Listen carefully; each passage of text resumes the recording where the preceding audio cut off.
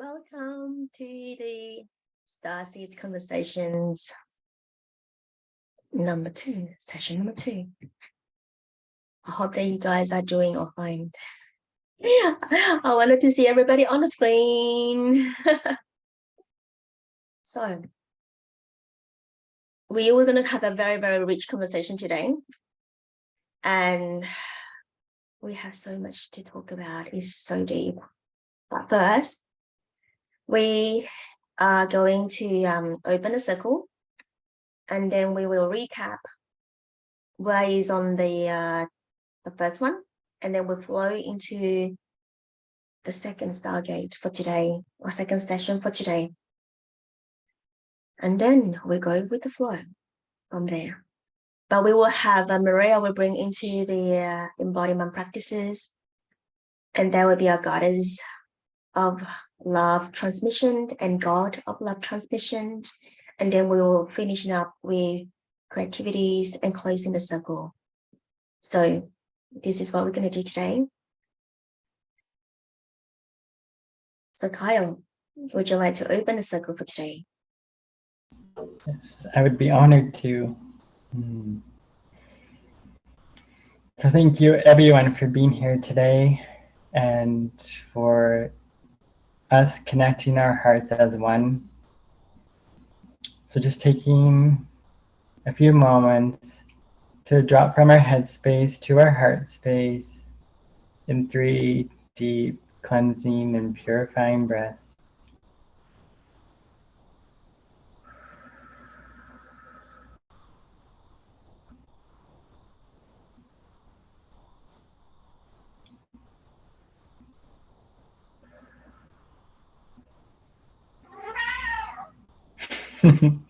And my cat says hello.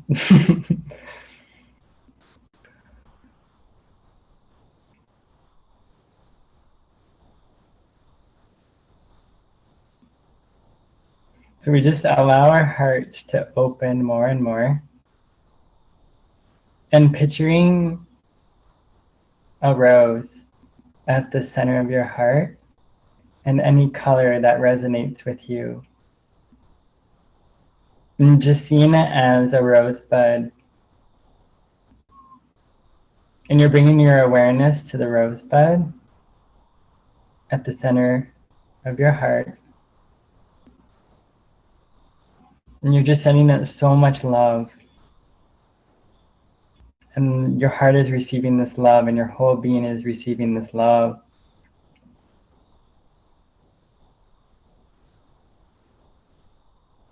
And just allow this rosebud to open up fully and completely, petal by petal. And allowing this rosebud to take any worries, any tensions, any stresses away. And just trusting in this rosebud that it's supporting you and holding you, embracing you and honoring you and loving you, and just allowing yourself to receive this love from your own sacred rose.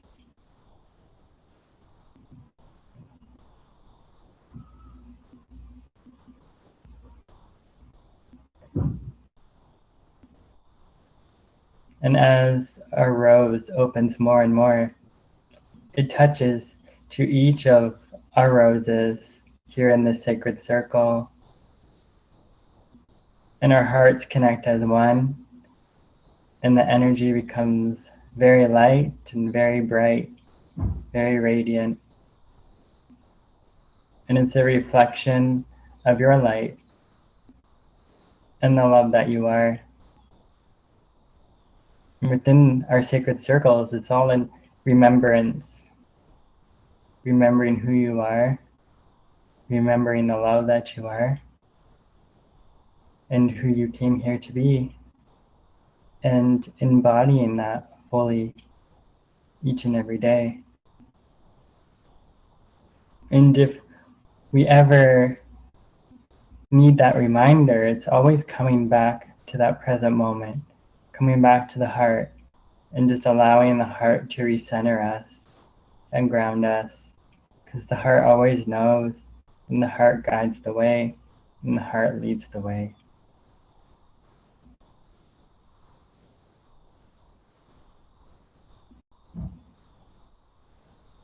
And then now, calling in the most highest and purest frequencies to be with us, and just creating a sacred golden sunshine circle around us, and just allowing ourselves to be held and our hearts to rest for a little while here, just to receive, just allowing ourselves to receive fully and completely. I'm just going to use my light language to just bring in sacred space. Tina kiana kisa nikanaina. Tunusia na kiana. Tusia na kia kiana siti sakina tiana. Tisikanaina siasiana tisikani. Bringing in clear quartz crystals to cleansing and purifying us, and to amplify our heart's connection. Tisikana siana, bringing in the diamonds. Tisiana siana kiasiana, and bringing in these washing bubbles to just help us to fully let go, so we can be fully present in the here and now, because this is where we need to be for right now, just being right here. Tisika siana kiasiana tisiana. Kuna siana kiasiana tia kiasiana tisika niana. Just bringing in diamonds to infuse all around you. Tisika siana tia kiana. Siana kia kiana siana. And then bringing in roses at your feet to help anchor you into the earth, into Mother Earth, Mother Gaia, and being one with Mother Nature. Tisikana siana kiana tisikana. And remembering our heart's connection to nature. We are nature. We are part of nature. Siya kiana siani tiana kiana. Now we're just going to honor Mother Earth, Mother Nature, Mother Gaia, and all of our ancestors and the gods and goddesses that we are, and the elements: earth, wind, fire, water, and air, honoring the caretakers of the land in which we reside. Just using this drum to help us connect to the heartbeat of Mother Gaia, and just allowing her heart to heal our hearts as we come back home to our heart as one with Gaia's heart.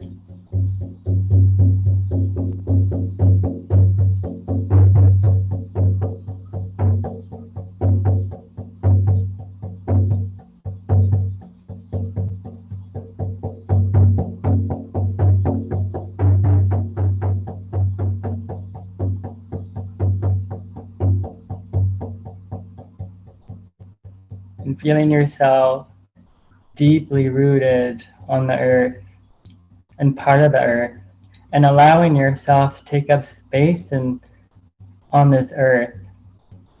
You have an important mission to be that love, to be that light, and just to shine so bright and inspiring others through your love and your light and your joy.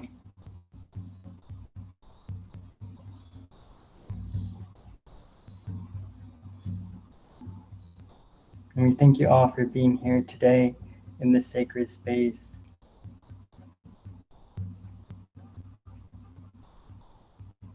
And this sacred space is now open. Thank you, thank you, thank you. Blessed be, and so it is.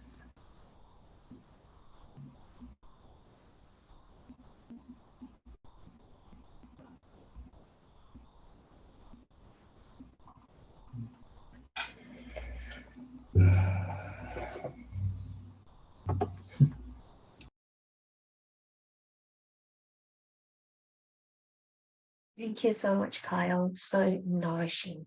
Mm.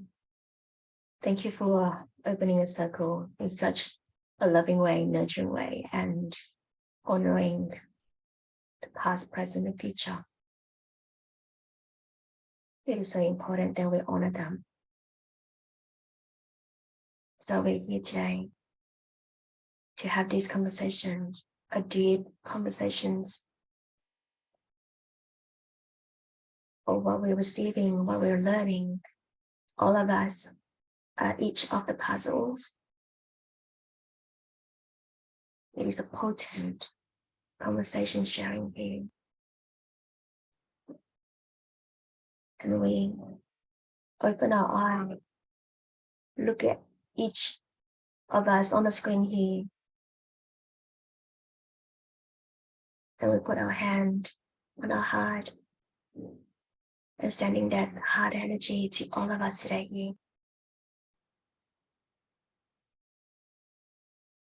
That I feel, that I sense, that I beautify in this circle, in these conversations that take place at this current moment. And for now, I'll pass the mic to Daisy to recap for last sessions, and then we'll go flow into the conversation for today. Over to you now, Daisy. Thank you, Lillian. Thank you, Kyle. And thank you, everyone, for coming to our Starseeds conversation episode 2. So in our previous episode, we did a deep diving and anchoring the mission of the new moon Virgo, which is seeking meaningful mission on Earth. And that mission is to find our intention and soul alignment on Earth, finding that North Star within. And we dig very deep and redefine what is the origin of the North Star and how they tied into the medical symbol of the caduceus and how it like aligned with polar bear wisdom. And we also did polar bear qigong meditation and exercise with Maria to help us anchor that wisdom of the North Star. And after that, we did goddess of compassion guided meditation with Lillian, and also Kyle's transmission. And we also did light code transmission. We had so much fun. Thank you.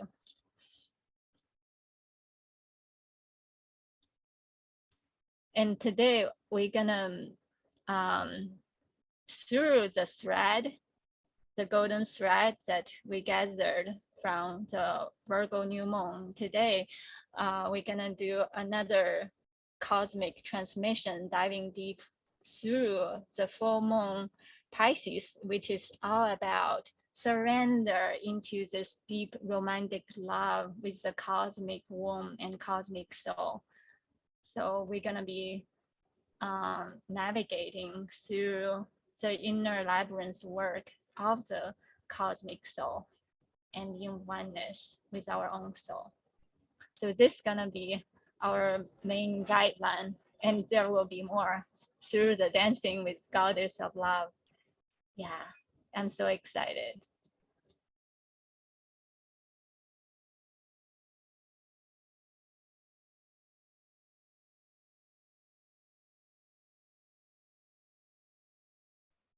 So right now on the screen, Lillian gonna show us this labyrinth work and the initiation of our inner womb healing and inner womb temple. So Daisy, just wanted to check, can you see my screen? Yes, I do. Okay. So.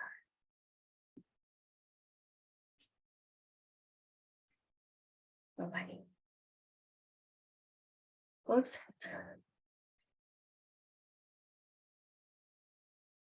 Okay, can you tell me? I just want to check what can you see on my screen now? Actually, yeah, now it's good. Yeah, earlier there's a chat. Okay, right. That's yeah. Alrighty, so I'm just gonna read from here then. Okay. So I can't open up. It's okay. Oh, good.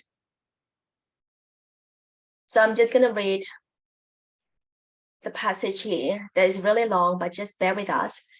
But this reading is from Azra Bertrand from The Wound of Awakening. That is where the book, that is the book of that. So in this Instagram, so this is where, and on the bottom, she actually quotes from the book from Azra Bertrand, which is one of my favorite teacher.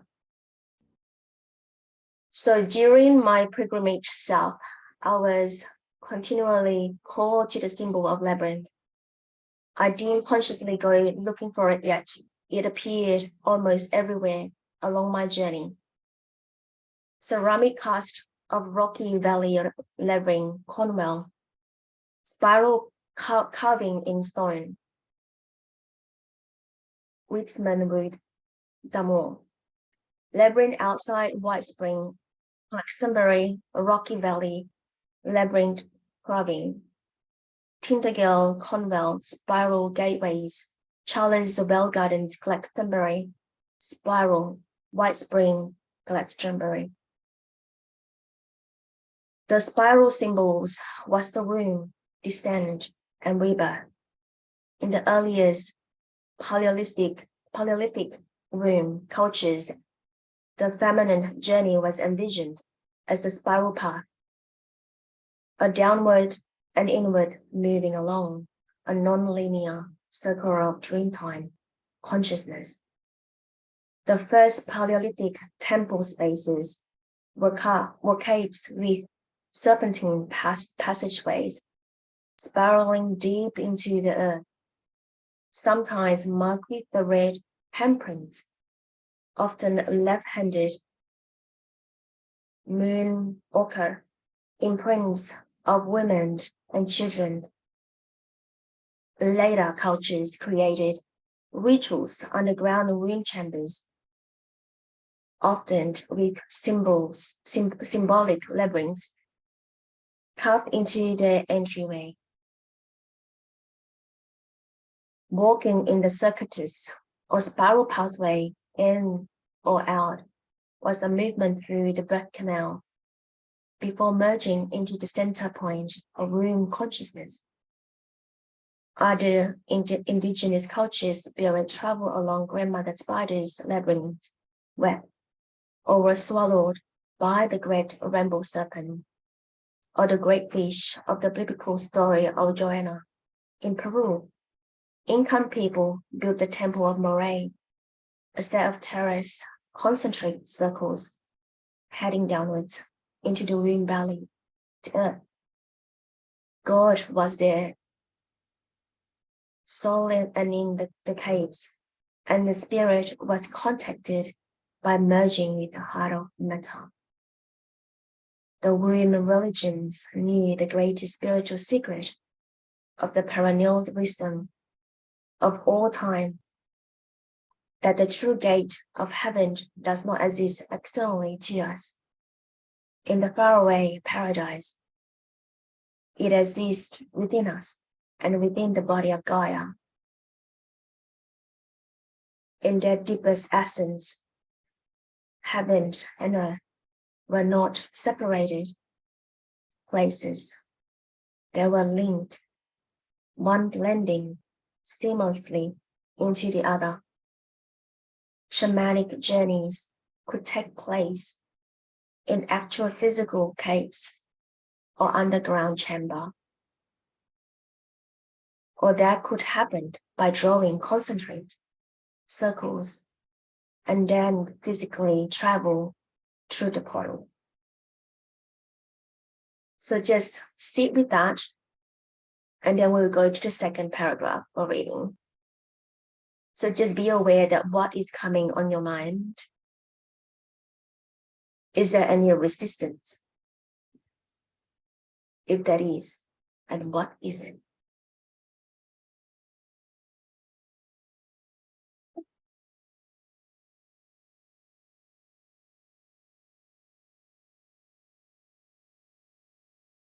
And Carl, when you're ready, we can continue the second paragraph.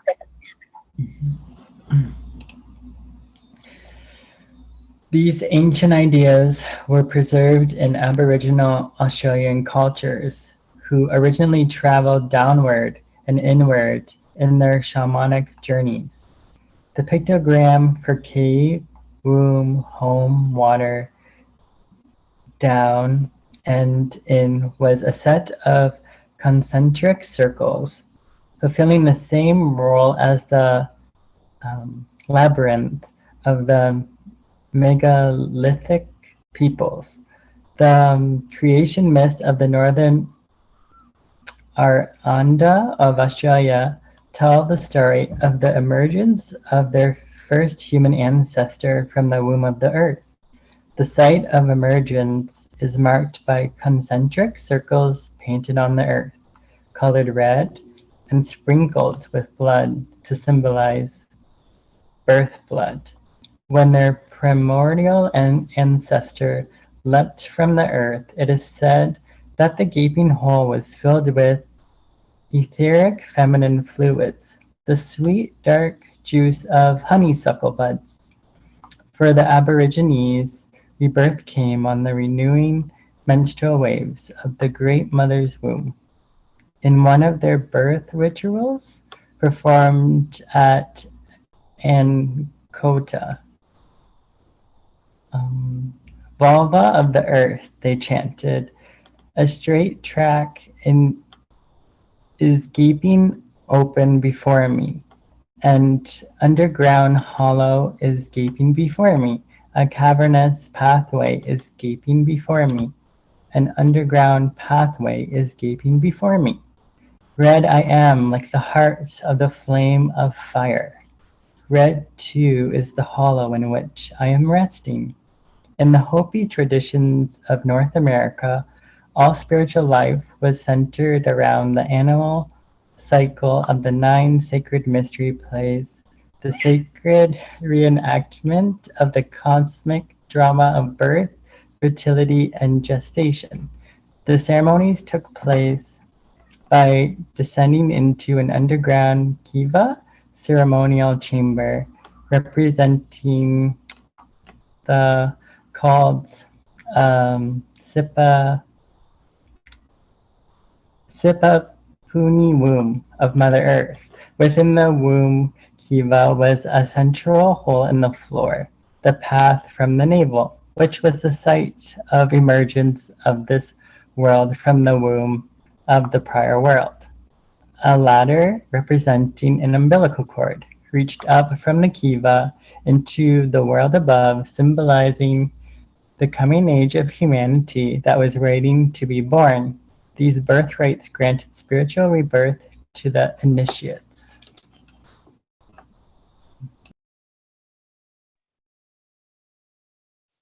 The myth of the Hopi story of emergence, the birth of one world from the womb of another, was symbolized by the sacred labyrinth design. It was known as the tapua, or mother and child. The most common square design represents the unborn child in the womb of the Mother Earth, with a straight line leading out of the labyrinth that symbolized the umbilical cord. Labyrinths were a key feature of the underground temples and passageways of the megalithic era, but they were also found in a variety of other forms across the world, and walking the labyrinth was included in Christian worship up to medieval times. In Mayan cultures, the flower symbolized the womb, birth, moon blood, and consciousness. This was expressed in the sacred iconography of a flowering mountain earth.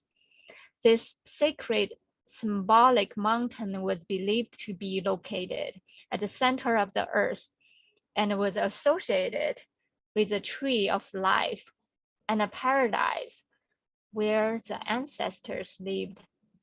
It was also known as a cave of emergence, as this mother mountain contained a sacred womb cave deep in her center, from which the ancestors could experience rebirth and make their celestial ascent to the stars.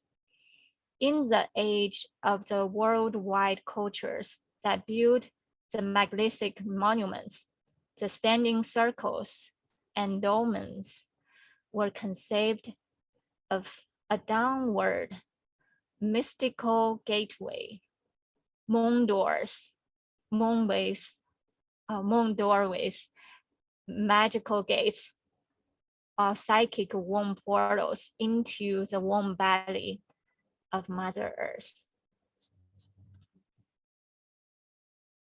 Thank you, Lillian. Thank you for bringing this initiation in. When Lillian shared this with me, I was quite impressed by the image and also the transmission that's coming through, because it's tied in so deeply of this topic. We're going to be diving deep on the second dimension. Let me share with you guys the notes that we're going to be discovering together and transversing together today. Give me 1 second.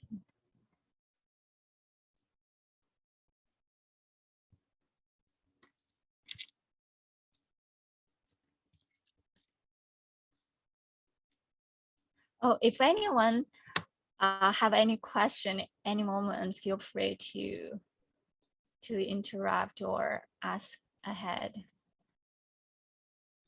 I think the first question that if I was the audience would be asking, what is the difference between labyrinth and maze?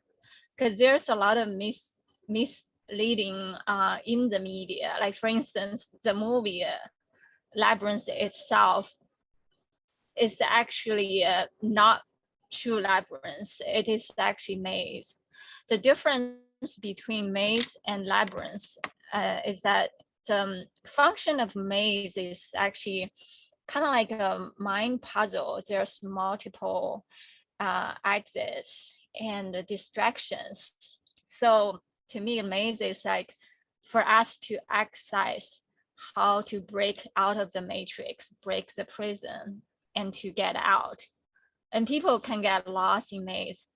So there's a saying, I got lost in the maze, but I find myself in labyrinth. So with labyrinth, the purpose is for us to find ourselves, because there's only one way in and one way out. And the way out is the same way how we got in. So it's a good exercise for us to practice how to meandering through our own inner sophistication and then get to the very core center of the soul. So this is the teaching of labyrinth as opposed to maze. Okay. Give me 1 second. Daisy, I have a question on behalf of everyone, I think. Just in case, if people don't know what is labyrinth and the purpose of the labyrinth, can you explain what in what situation or in what is the purpose of labyrinth? So yeah. Yeah, that's a very good question. And so also that because today we're gonna bring we show the labyrinth and we're gonna journey inwards, go inwards. And for the audience here, and also for Facebook, because we're streaming, so I would like to know that what is the purpose of the labyrinth, and also that when can we use labyrinth in our inner work? Yes, that's a very good question. So when I first start connecting with my own inner priestess journey, I got very clear voices. There's a big consciousness connecting with me and keep on asking me the question, are you sure you're ready? Are you sure you're ready? It's very potent primordial energy, like big red ball energy. And back then, I don't really know what it is, but now I can pinpoint that's the cosmic womb. But at the same time, it also ties into the first dimension in the second dimension. And that also kind of like showed in the picture earlier, that why is that blood? Because it's in the very core of that pulsating giant engine inside our Earth. The first dimension is made of the iron core crystal.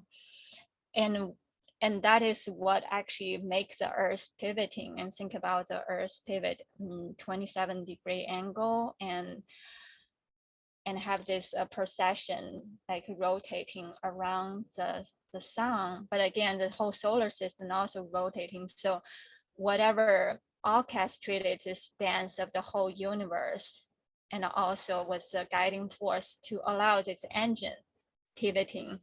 And think about within our body, our cell is made of the iron crystal inside our blood. That's why we feel such a big like calling and pulsating energy during full moon and new moon, is because we are feeling that vibrating heartbeat of the earth. And it is through this pulsating energy from the first dimension, which is also giving birth to the second dimension. It's called telluric realm, which is kind of like when you search for what is telluric, it's kind of like the form of the vibrating, the rippling effect, just like water ripple. It's the same way with the earth. When the earth forms the landscape, it is in the same like rotating way. And when you think about, there's a lot of ancient structure is in the similar way to Atlantean, the memory of Atlantean. When we think about the Milky Way, Milky Galaxy is in the same way, because this is the primordial way how it's formed from the electromagnetic field of the Earth, the similar way throughout the whole galaxy. And the same way with, like last time we mentioned, the Earth has 9 layers of the inner Earth. The same way with women's womb is also 9 layers. Is in a similar way how the primordial creational force, how it formed the structure, is in a very similar way. So when we started our spiritual journey, it's a journey within. It's unlike all the other journey, how we brought up through early childhood, later on going to school system, going to a different corporate world, and it's like outward force. Like we got like different energy force like coming through, and a lot of information that's actually fourth dimension. But when we decided to diving deep into our inner journey, and that's when we started talking with Gaia Mama Earth, the primordial force, and learning the wisdom from the first dimension, from the second dimension, from the third dimension. It's like, even though like to other people, like we think like ascension is going up, but now the wisdom of Mother is telling us, let's slow down, let's learn the fundamental wisdom within the earth, and through that we connect with our own body, we anchor our light within. So that's the reason that I think why we need to journey within. Did I answer your question? Yes, I'm smiling because you're diving into so deep with the scientist work, and you are beaming. Thank you. Yeah, I've been doing a lot of research work related to the labyrinth, and also how it ties into our deep memory from Atlantean time. There's so many layers, just like a one droplet of water, like trickling out big ripple, like just one conquest, and how much the Pisces FOMO is teaching us is rippling out the topic, layers and layers of topic. Yeah, let me share the screen. I think I might be able to share now. Sure.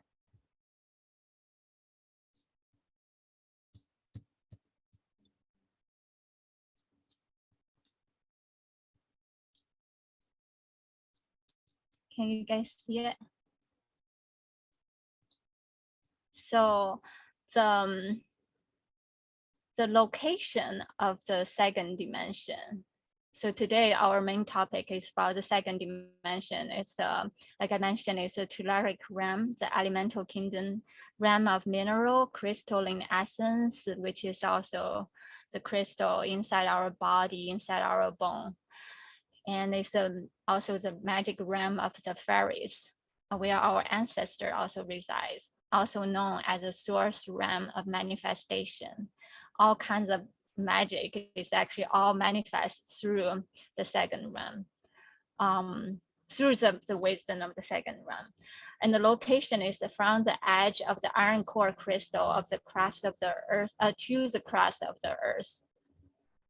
And the frequency range for the second realm is from the 40 hertz to 7.5 hertz. And the vertex on Earth is located on Sarasota, Florida, and the Q side to inner Earth is Easter Island, Chile. And the solar system to correlate with the second dimension is Venus, and the universal system is connected with Epsilon Eridani. And the astral sign for today is Pisces, and the Chinese zodiac sign is Rabbit. Native American animal spirit is wolf, and Celtic animal spirit is the snake. The traditional Chinese medicine it correlates with the large intestine. It's so interesting because think about our body, the intestines is like another labyrinth work, how we winding and unwind, and eventually like find the true essence, and the essence ascend and sending up. And the time of the day is 5 to 7 a.m. The acupuncture point is located at the hiatus of sacrum. It's called Du2.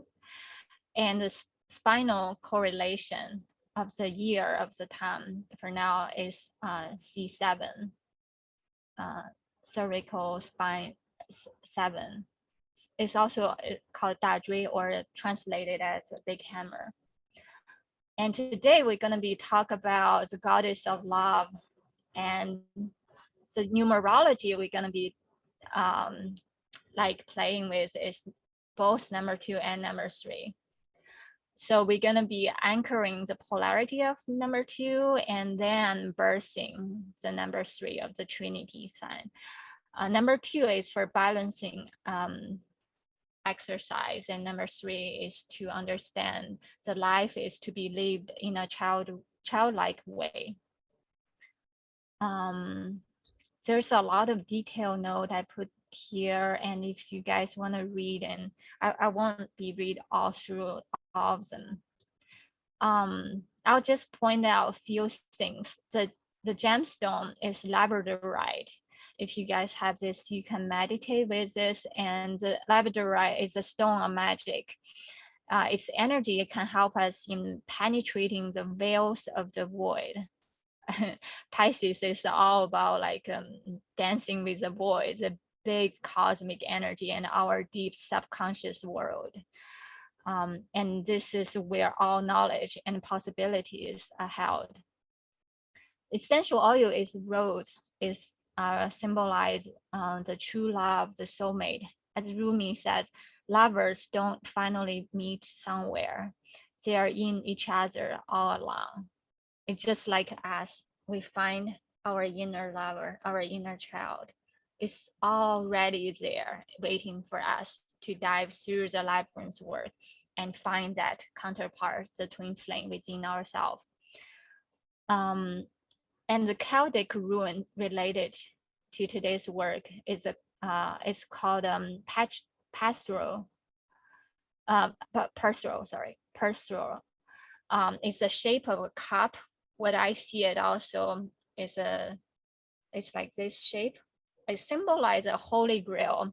It represents fertility, mystery, and all things that's hidden. There's another name for this symbol on Perseal. It's called the Lord Cup. I also call it the Lord Cup because it's kind of like the Holy Grail. You just cast it into the unknown and fully surrender, and eventually will be revealed with the divine wisdom through this cosmic womb and that mystic cauldron. And it also symbolizes a quest for self-knowledge and faith and inner transformation.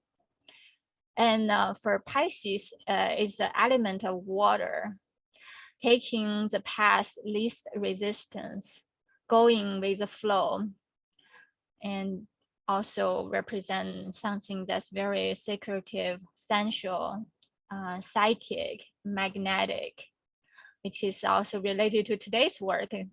And the second dimension is all about how do we ride and connect with the electromagnetic field of the earth.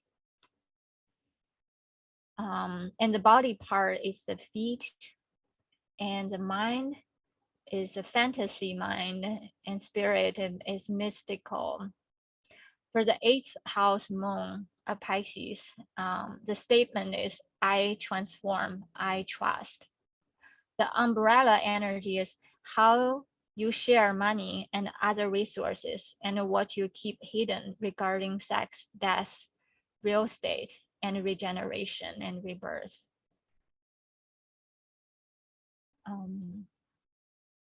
So I want to point out one more thing.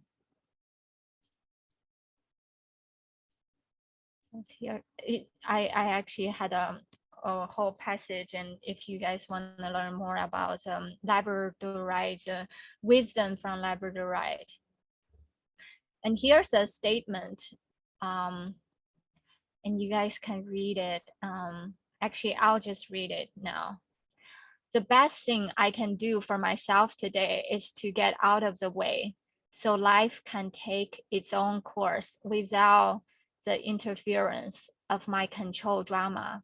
I take time out to let go and let things be. I have become too involved in the details and have lost sight of the vastness of the universe and the infinite possibilities that are available to me at all times and in every moment. I am aware that all I need is a different way of seeing what I had perceived as a problem, and that my view is limited by my needs. Rather than by accepting things as they are, I trust that when I get out of the way and give space to the power of now, all is in divine order and everything works out for the good of all concerned. This is a day when doing nothing gets me everything. I allow myself to experience the void. I empty myself of my rigidity, small-mindedness, racing thoughts, the need to be right, and to control outcomes. I know that non-action will present me with right action. I give the universe a chance and trust the will to be larger than mine. When I accept myself as I am, I learn what I can become. I remove myself from all of the mind chatter and allow for silence to do its work. I am aware that a quiet mind brings me peace, the absence of conflict.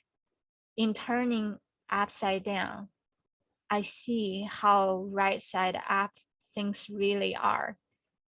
Acceptance brings me perspective. Acceptance sets me free. Acceptance brings me wholeness. Acceptance widens my mind. So this is what I bringing in based on this full moon Pisces. There's that void element, and there's this deep inner silence. There's a devotion, dedication to find the truth, to find the inner soul alignment, accept, and to surrender, allow the universe fully unfold the mystery within me. Yes. So I also want to invite Maria to share her wisdom related to the essence, because I know Maria, she makes herb tincture, which is called chlorophyll, which is like the very essence of the earth, the wisdom of the elementals. And Maria holds so much potent wisdom, and I just want us to hear and to learn. Thank you, Maria. Before we jump into it, Maria, I would love everybody to share, oh, what is this moon that is bringing you, of what Daisy was saying, like to surrender and not controlling the mind,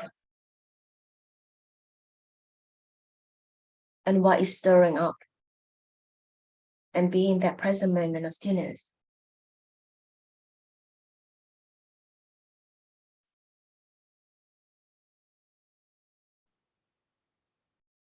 Does anyone wanted to share?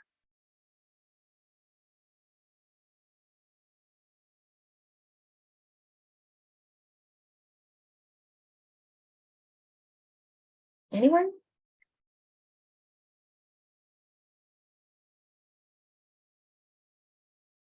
Am I going to call the name?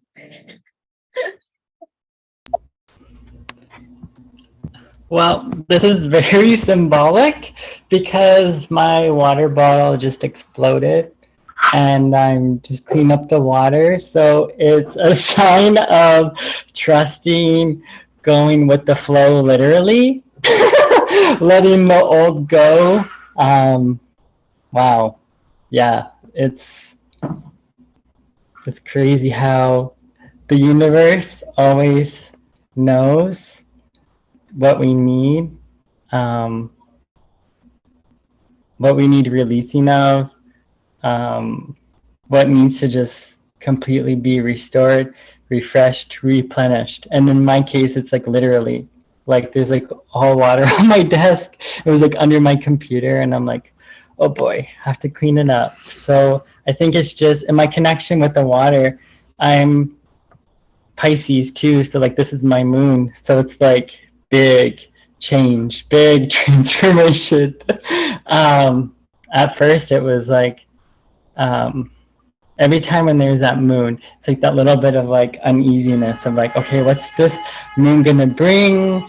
What am I gonna go through? Like what needs releasing? But this moon, it was honestly the best moon ever, because I did a little with like triggers. I was just like feeling it, processing it, letting it go, and then really holding space for like all the emotions to come up and that vulnerability, and then it shifted. Then it was like all this joy was returning, and this creativity, and just was just celebrating. So yeah, I think it's just with this water.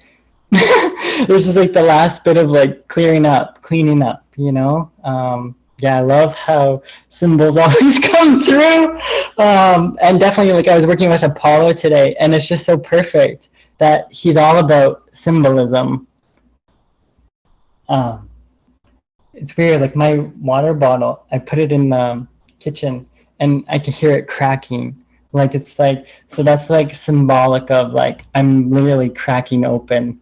Like, like my vessel is cracking open. Like more is flowing in. I'm just like allowing it. It's just like, thank you, universe. So I'm just gonna go on mute now and just finish cleaning up the rest. But yeah, just nice to be here. Cosmic egg, you're birthing the cosmic egg. That's why the water broke, right? Yeah. I receive, I accept. It's like, okay, I'm listening now. Yes, thank you so much for bringing that. I actually have few pictures I want to share. Is it okay I share it very quickly? Yeah, Thank you, Kyle. You can clean up and then come back. That's so interesting. I love synchronicity. So this is what I mentioned earlier, the water, how it rippling out this is in the nature form of labyrinth work. And this is showing the different layers of inner earth, like what we touched last time, and also the cosmic womb. This is how it look like as a labyrinth work, as in reality, like a Tibetan, like the painting of Shambhala and the Shangri-La, and this is how it look like. And also the electromagnetic field, how the second dimension actually, like the first and the second dimension work together, like reforming the ripple effects throughout universe, how different layers of the inner earth all come together and just like form the labyrinth that's within the universe. And it also showed like different structure, how it like here shows in Atlantean and Lemurian, how it slowly formed different layers and complete sophistication of the inner earth. I mean, go to the next one. And here it also showed, last time I showed the Animal Monday, which is different layers. And so this layer and layers of works that we're doing. First, we wake up to our light. Second, then we wake up to our shadows, and we wake up to our self. So this is the whole like essence why we're doing the labyrinth work. And here's more that showing like different labyrinth work as how it tie into the toroidal field, and also the tree of life. It's all interconnected. Yeah, here it says the earth as a cosmic egg in the tree of life and death, and how the labyrinth and the cosmic soul all come in alignment together. And we can feel this and connect with this through our own inner work. And here example of different labyrinth designs throughout history on Earth. And there's more. And as you can see, even our brain, the design of the intricacy of our brain structure is also already have the labyrinth inside us. And you can see more detail with the labyrinth. There's only one entryway in and only one entryway out. Show very quickly a few more pictures. Oh, Maria just shared a picture. Yeah, I'll share that. So, and there's another structure that's showing the Ankh, how the Ankh is actually is an initiation portal, just like the women's structure of the uterus. And what I believe the top part, the ring, it is the labyrinth. But through the initiation, we decide to enter into our own inner body. And then we anchor that initiation of the high priestess temple within our body. And there's more picture of showing the labyrinth work and how also our brain. And I believe that the eye of Ra and also have this like how you can see it through the layers of the brain, and how the pituitary gland is the beginning of the labyrinth. The pituitary gland and the pineal gland is the very inner center of the labyrinth. And here, this is what I mentioned earlier. The first dimension is that iron core crystal. And then the second dimension is in between the iron core crystal and the crust of the earth. And here's a diagram to show us there's a medical bed. We can imagine how our reality is like. The first dimension is very dense at the very core of the earth, anchoring our energy and pulling the gravity. And the second dimension is like this upside down triangle, and how from the first dimension, and then it come to second dimension. Actually, second dimension, the frequency is much slower than the first dimension. It's quite ironic, but it is how through this slowing down and anchoring and share the wisdom and the richness of wisdom and mineral from the first dimension. And then we can imagine we just being blessed and relax upon those structure of the first and the second dimension. And the third dimension, we got blessed from the blessings of the earth. And the fourth dimension is like this dome structure where our information filters through. And here on the bottom right, you can see these layers and layers of ripple effect from the first dimension, second dimension, third dimension. In this spiraling dance, if we look at sideways, it would be a similar way how the bottom of the earth, the inner earth, and then different layers coming up. But if you look from the top and down, that would look exactly like labyrinth's work too. So yeah, there's more pictures. And this is what we talked last time, the cosmic soul. And then different layers of inner earth. And this is a structure, what we believe to be the Shambhala kingdom, and where we can connect and reach to nirvana, which is actually inside us through our inner connection of the labyrinth's work. And we can find that within us. Yeah. Okay. That's all. Thank you.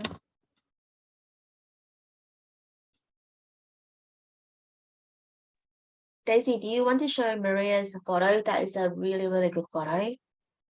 And then Maria can take over that. So yeah. Yeah, I think I did. I just saw that. It's very good. Maria, is this the place you traveled today? It's so beautiful. Yeah, do you want to share your story?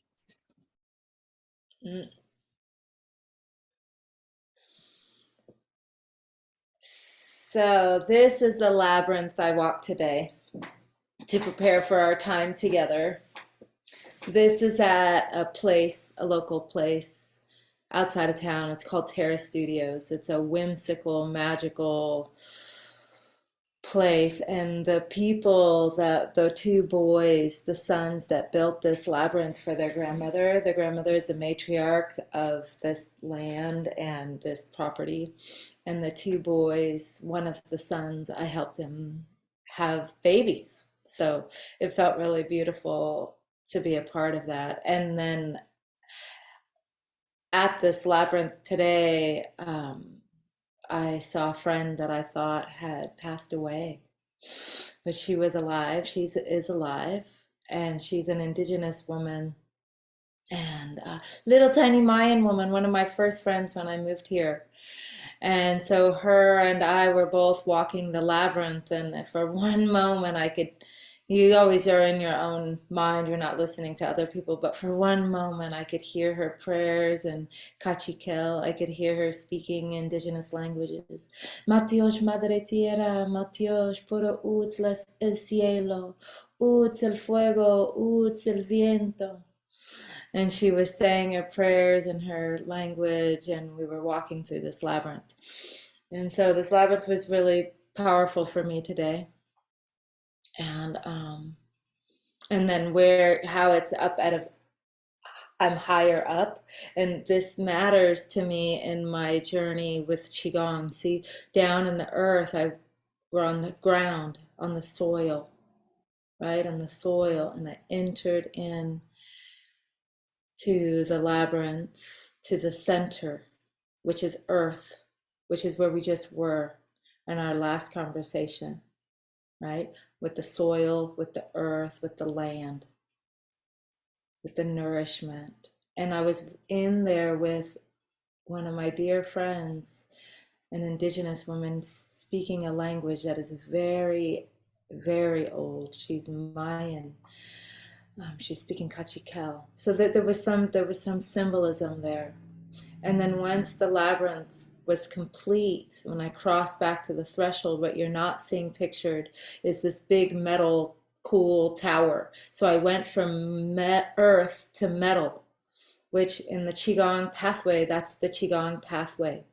And so from in earth, there's soil, but then within the soil, there's crystals and minerals. That's metal. And that's what Daisy's talking about when you say, when we have a full moon and we pulse we're pulsating these crystals in the earth, in the heart of the earth, in the core of the earth. There is iron. And she's also comparing us, our bodies, to the earth. That first image was a labyrinth with blood, with moon blood, right? So this inner journey into our womb space, into our bodies, into our center. And then that image had womb blood, and at the heart of the earth has iron. And so how we're similar to the earth is our blood contains iron, and the blood of all the animals contain iron, and the blood of plants do not have blood, but they have blood-like substance called chlorophyll, which contains iron. So the earth, our bodies, and the plant, at the center of it is metal, is iron, which is so beautiful. And you invited me to share a little about chlorophyll. And so chlorophyll is the green part of a plant. And we make this chlorophyll product here. And I just kind of want to show it to you. So we can go off the labyrinth for a moment if you want to. And so chlorophyll, I'm going to hold this little bottle up. Energizing chlorophyll, right? It's very dark, like rich blood. And these are made from mulberry leaves. And in a previous conversation Daisy and I had, I learned a lot about mulberry leaves, how important they are. See, this is why we get together. Mulberry leaves are rich in iron. I have a mulberry tree growing out my back corner here. Long before I knew anything about mulberries, someone asked me, what kind of tree are you? And for whatever reason, I instantly was like, I'm a mulberry. Which, without really having too much awareness of what mulberry is. Yeah, scroll down so you can see the, and at the time I knew my plant ally is peppermint.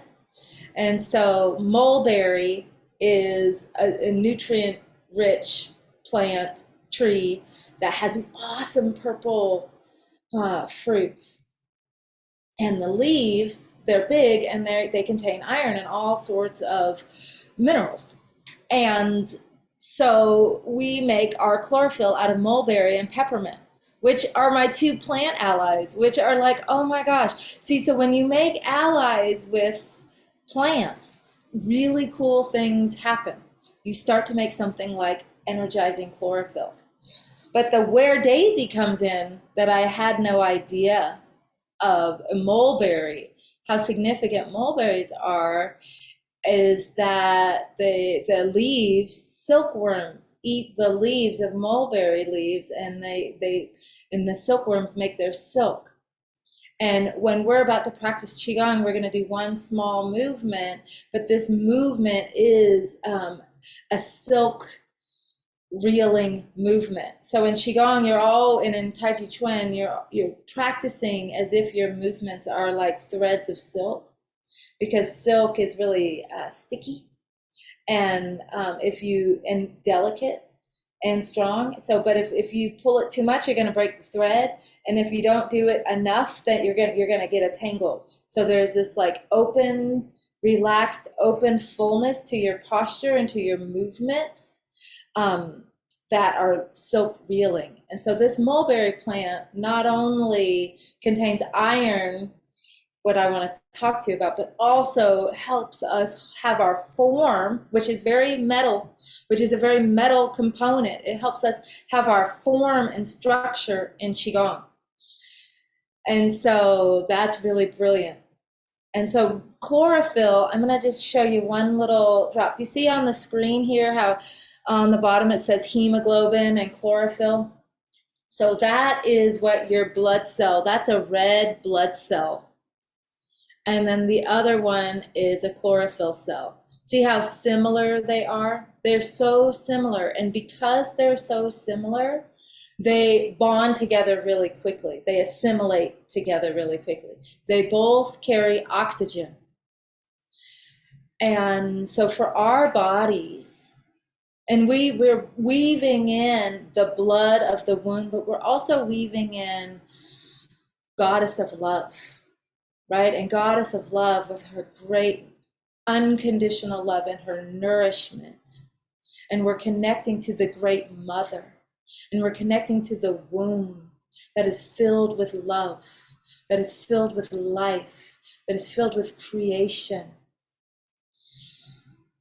And this chlorophyll is the blood-like substance in a plant that carries oxygen, the breath of life.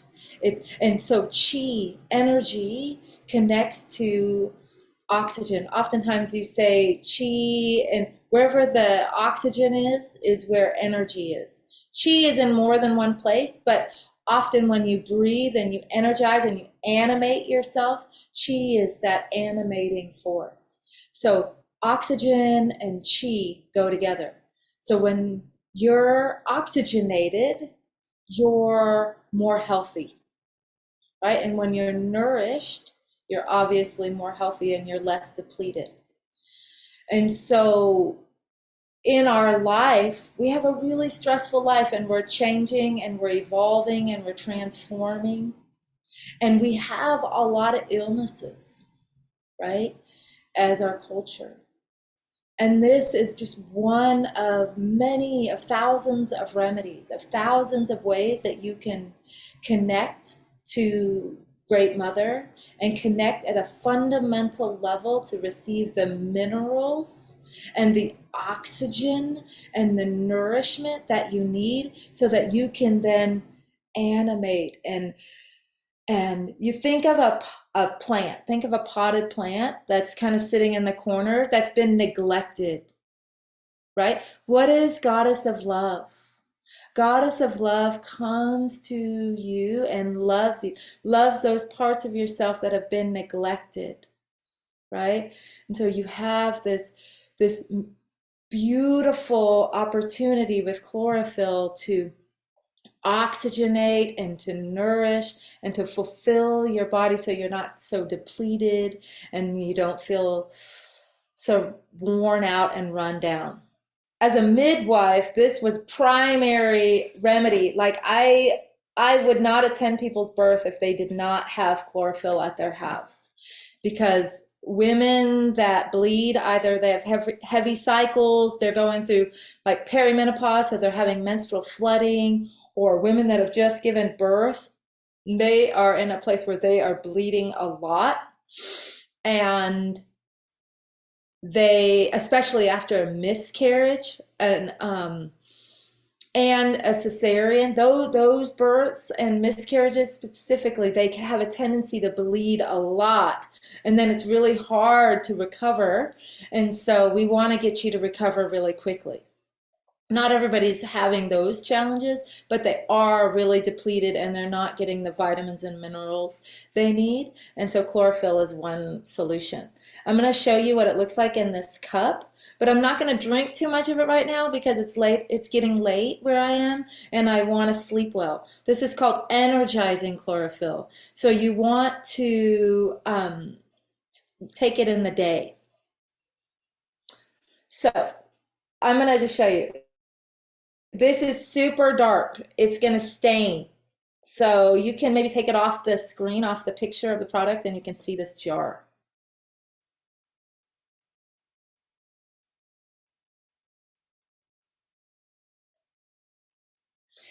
Another thing that chlorophyll does is it really purifies and detoxifies your body, and it helps you with skin, clearing your skin and clearing, like when you smell, when you stink, it helps clear your body. It's a natural deodorizer and natural cleanser. But I see that we're still on the screen, so I'm just gonna show this anyways. Okay, so when you get it out, it's gonna be very dark, right? And so you're just gonna put like a few drops into the water. Can you see that? See how dark it's getting? And then when I stir it up, I should have a spoon, but maybe I do right here. There we go. See how dark it is? That's just a few drops. Can you see how nourishing and blood-like that is? That's medicine. That is a very simple yet potent medicine that will take you from feeling like this to ready. So, do people have any questions about chlorophyll before we go into Qigong, or any comments or anything? I have comments. Uh-huh. Yeah, I remember when I first discovered this concept of what is the perfect food for starseeds, like supplements. We like nowadays in New Age talking about supplement, and then I realized there's one. It's called it's kind of like a reclaim our spiritual lineage, which is Ashurite lineage, which is a lineage of medicine women and medicine healing in our blood. And that's when I realized that, okay, in crystals, so what we can connect is called the Ashurite crystal, or the deep blue lapis lazuli, or malachite. And in formation of the crystal itself, there's a very interesting phenomenon. Is that the deep blue, when it's oxidized, it will turn into green.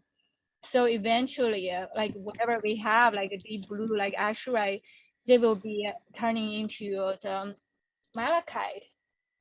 And so in similar way, we understand how the blue and the green of the earth, it is the blood of the earth, the essence of the earth. Just like when Maria talked about chlorophyll, and in that sense, we can like meditate and connect with the essence of the crystal as we are taking in the supplement of the chlorophyll, and we are taking in the ethereal energetic frequency. That's perfect for us to have awaken our deep remembrance of the healing gift, our lineage gift. So this is my understanding.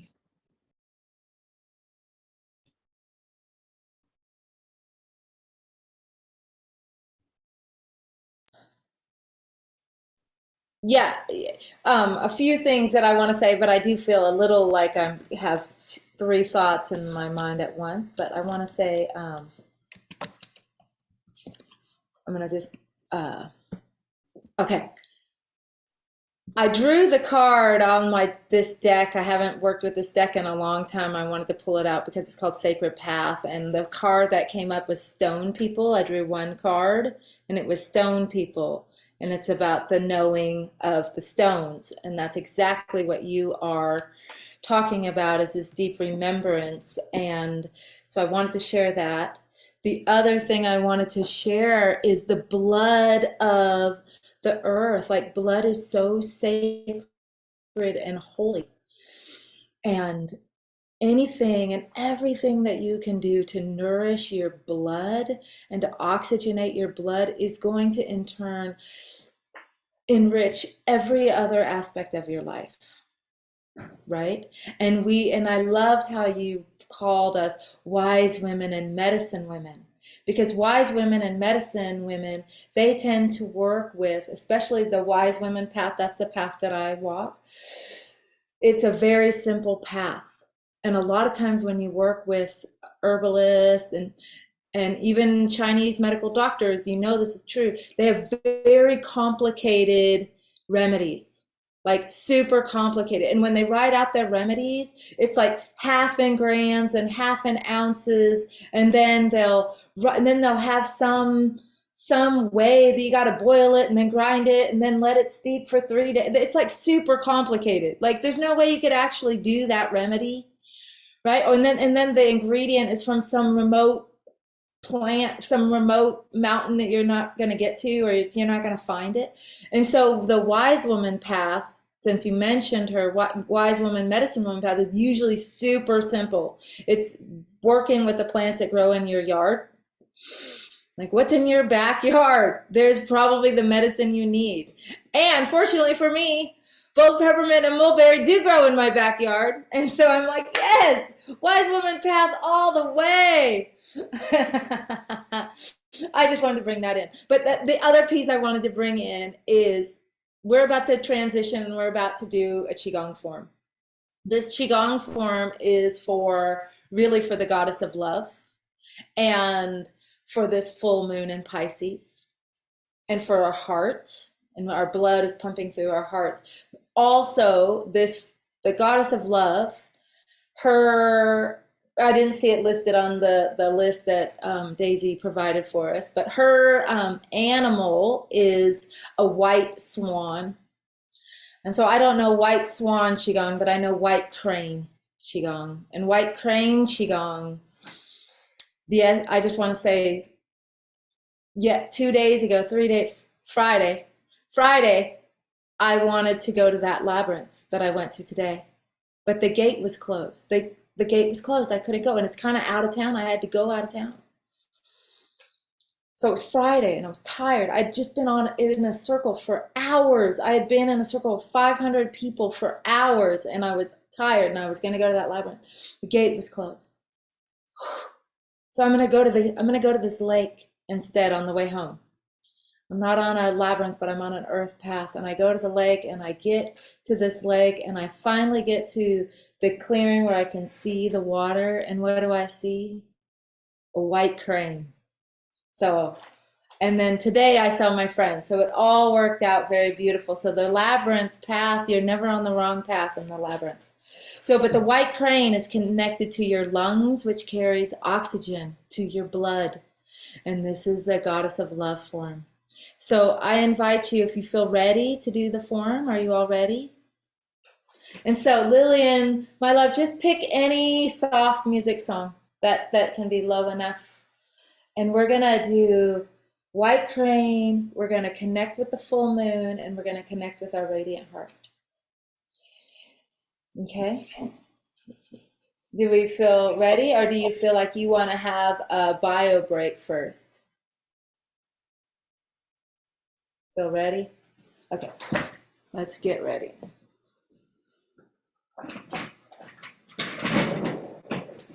So I invite you to find your feet and just kind of stretch out for a second because we've been sitting for a while. Well, we're getting the music going. Just feel yourself. I'm wearing white for the honoring of the white crane. And when we begin, I invite you to take a few deep breaths. I might take this off. Know that we're having a white crane experience, but and I want you, the invitation here is for you to know that the white crane's movements are in your spine. This is a spinal wave movement. I'm going to stand a little at my side so you can see. And I want you to imagine this goddess of love, this aspect of you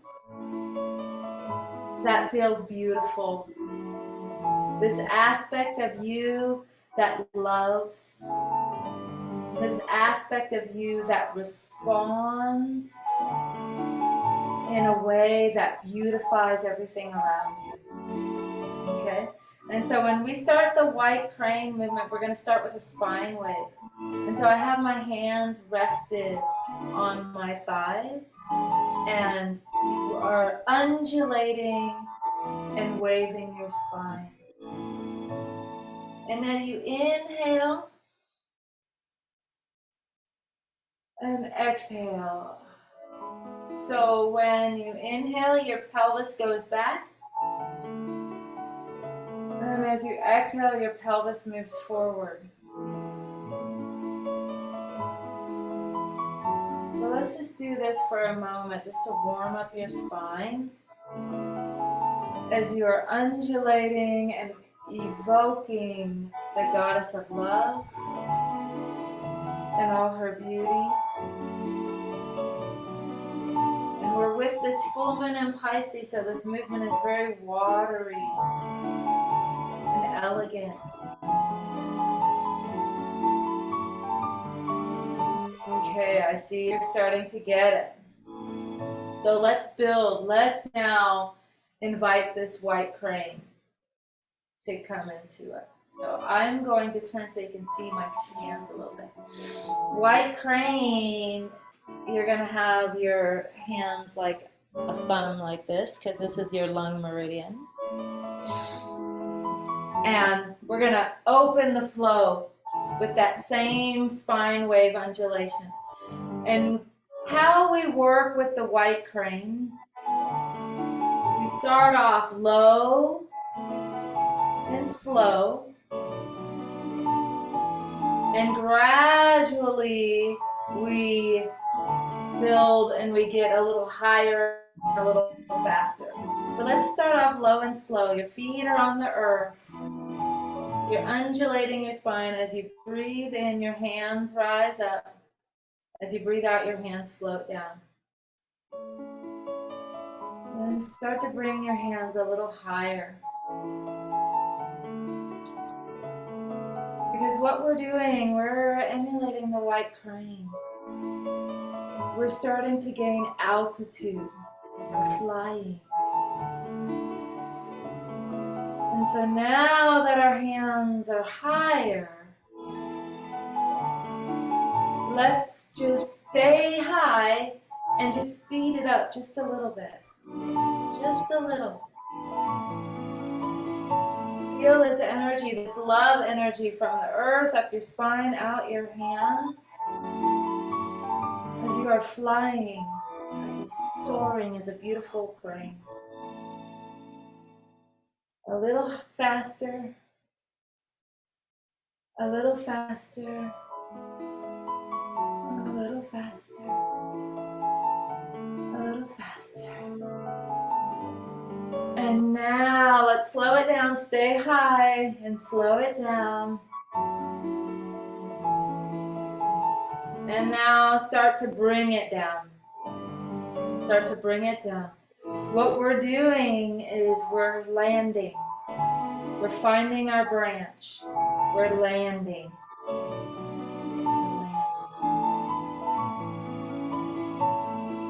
This white crane form is incredibly powerful because it merges yin and yang. This right here, landing and slow and low, is yin. So now land on your branch or on the earth and hold your posture for a moment. Just sense and feel. And now we'll do the same thing one-handed. So spine wave up, one hand comes out. Let that hand land, then the next hand comes out. Low and slow. White crane, one wing at a time.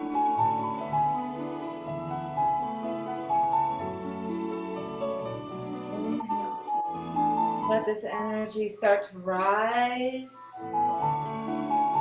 Up. Higher, a little higher, and really feel this energy pour out all the way to your fingertips. And now that we're higher, we can go a little faster.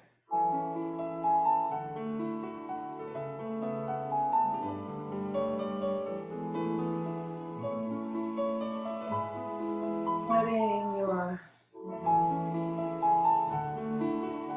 energy soar up, become yang, let it expand, let it rise. Flap your wings,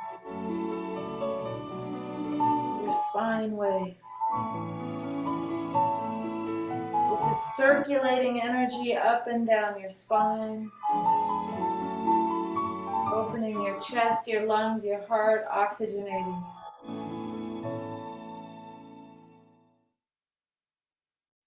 And now start to stay high, but now start to slow it down. The beauty of the bird is that the bird helps you create space between you and whatever your problem was. You can just fly and you can see your challenge from a different perspective. So start to bring it slower and lower. Start to bring yourself back home to your center. Start to land.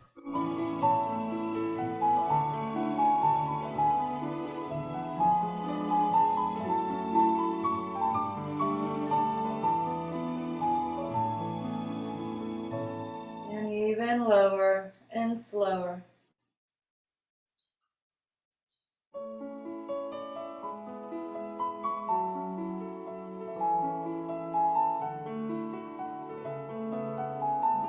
Even lower and slower until you come to stillness. You can imagine you're holding a chi ball. In our practice, we'll come back to this chi ball. So let's continue with the white crane. With this chi ball, imagine you're pulling the energy apart. Back together. Low and slow. Spreading your wings. White crane spreads her wings.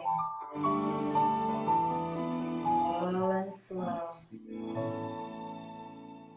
Feel yourself starting to flap your wings like you're about to get elevation.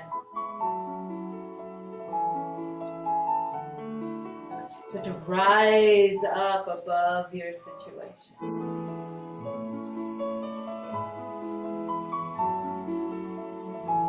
Undulating your spine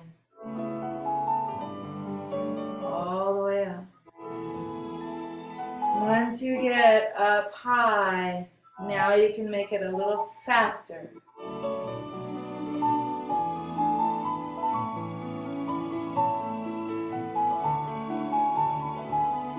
Opening and closing your heart, your back of your heart, the front of your heart.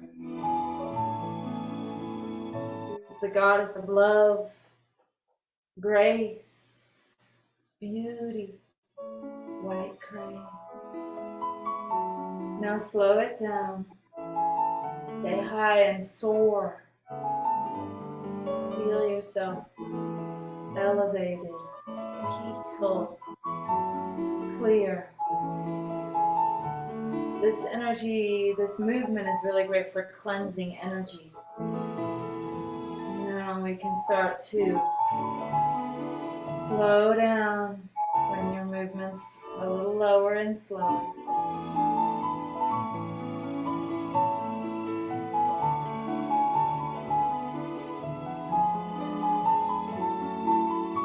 And lower and slower.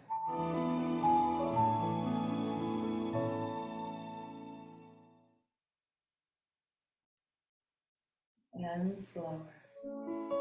And really feel yourself landing, coming into your yin, coming down and landing on the earth. Come into stillness, holding your chi ball, sensing and feeling your energy. And then, so let's cross our arms. This is the heart protector. This is a qigong movement to protect your heart. White crane protects her heart. So you cross your wrists down, spine wave, cross your wrist.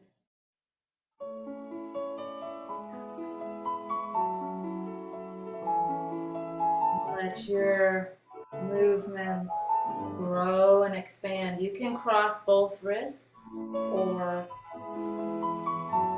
do the same one. It's up to you. You can alternate. We're creating this field of protection, the circle field of protection, so we can be in our radiance and in our beauty and feel safe to express ourselves, safe to fly and soar.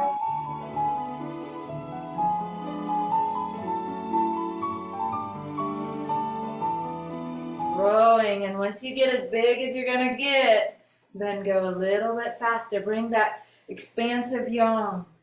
Bring that light, yang, expansive, protective energy all around you.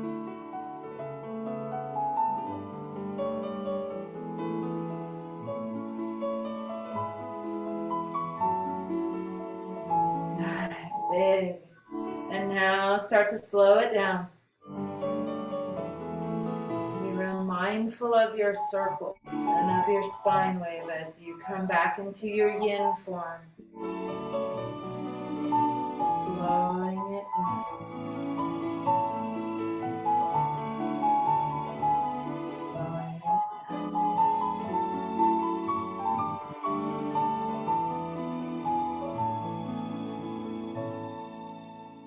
Slowing it down. Smaller and smaller until you come to stillness.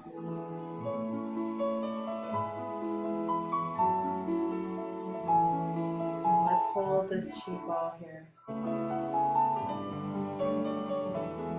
And so this part of this is, there's so much more to the white crane. We're just touching it, but for here we're gonna transition from the white crane. And now imagine in front of you that beautiful full moon that last night was gorgeous, and it's gonna rise pretty soon. So go ahead and step out.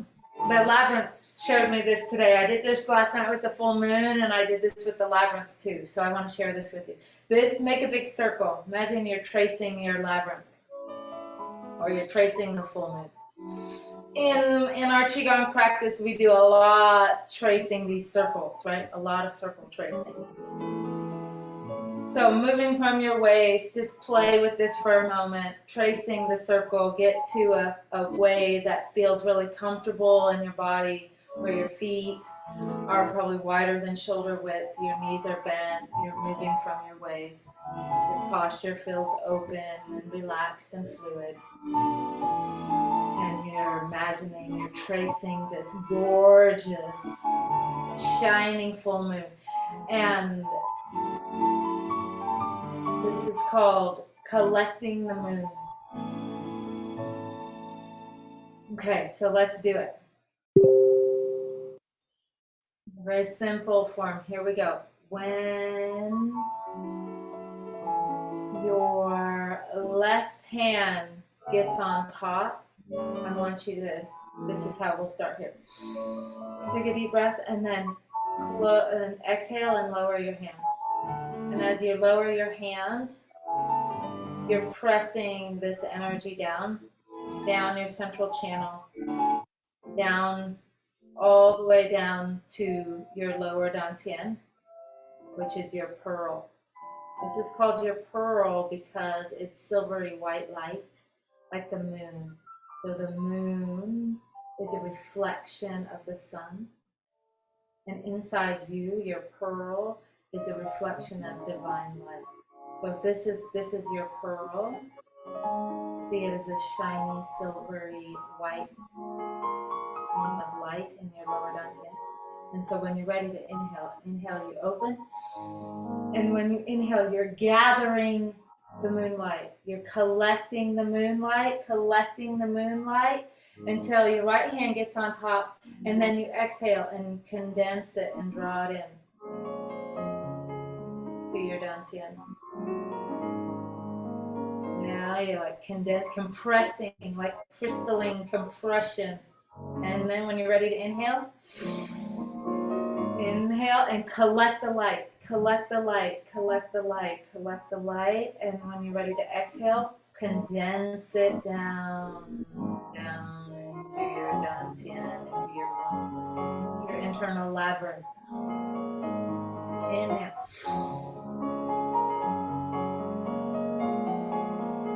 exhale, condense.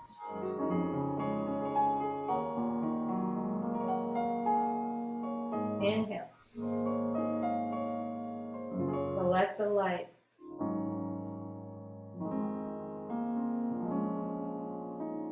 Drawing it in to your internal vessel. Inhale.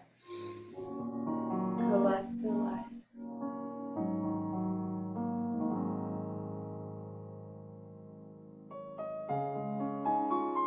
A few more times in silence on your own. See yourself collecting the light. Let the form teach you. Let the light teach you. Let the energy teach you.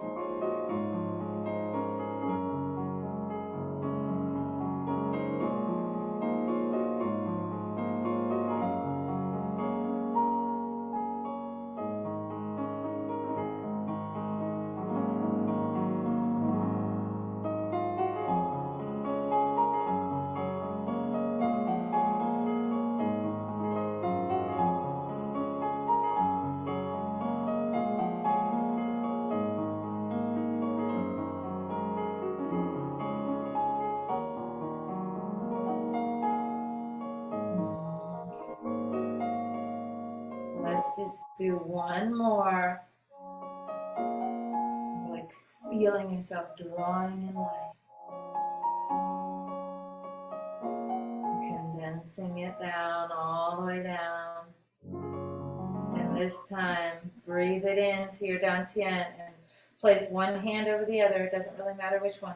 Bring your feet a little bit closer together and really sense and feel or see, however you tune into energy, tune into your lower dantian as this radiant ball of light, moonlight in your womb, your dantian. I think that's so beautiful how the Taoists see the lower dantian as a pearl like the moon.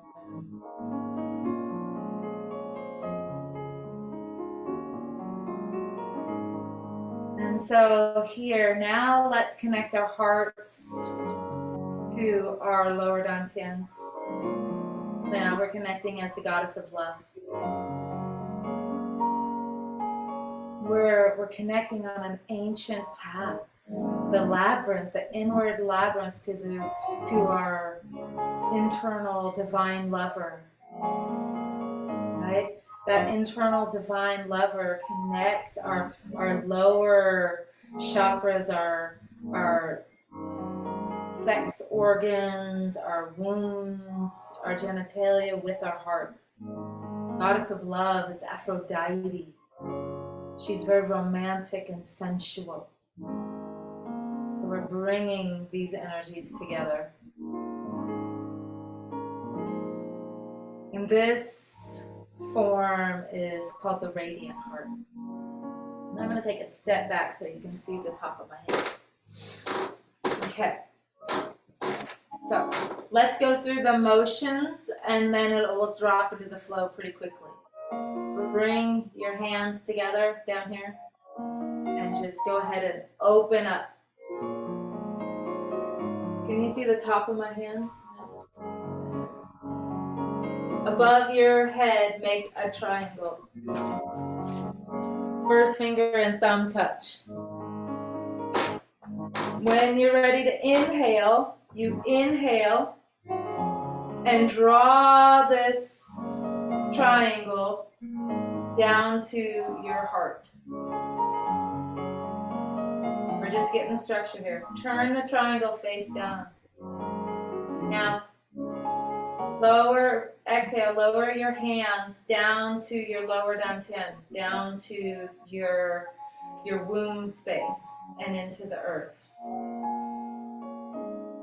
From here, inhale, draw up the earth through your root, through your perineum, through your womb space, through your dantian, and draw that energy back up to your heart. Turn your hands out. Now, share your heart. Share that energy with your beloved, with others. And now that you've shared yourself, now you're going to receive that love up through your perineum, up through your dantian, up into your radiant heart. You're going to receive your own love. So here we go. Inhale, exhale. Inhale, draw in divine love and light down through your crown, down to your heart.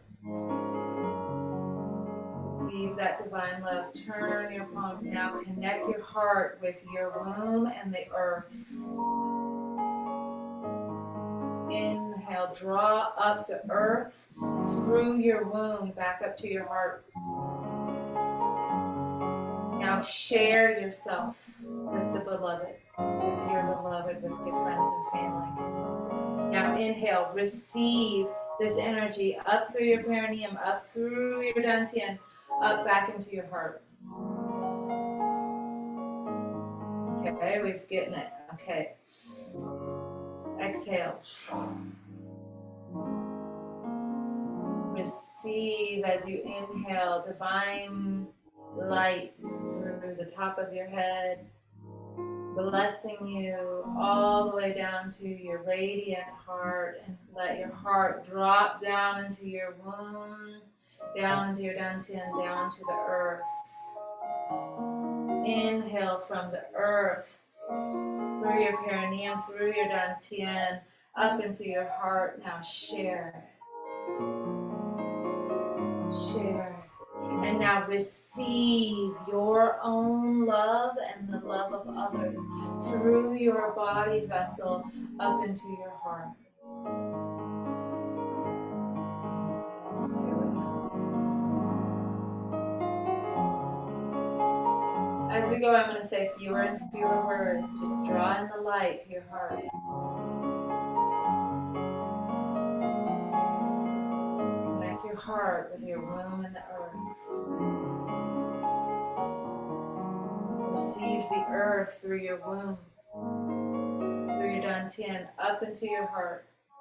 And now share yourself. And now receive this great love through your body, up into your heart. Let's do this in silence, on your own. Let the light, let this inner labyrinth of love teach you.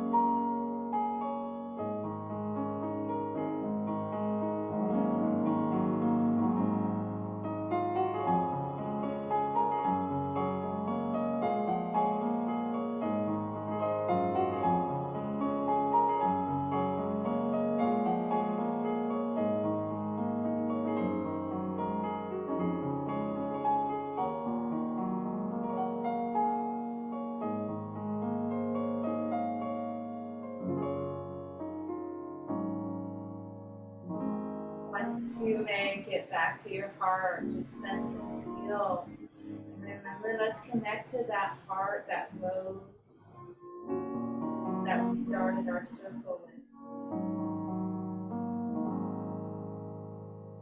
Feeling a rose near your perineum, a rose on the crown.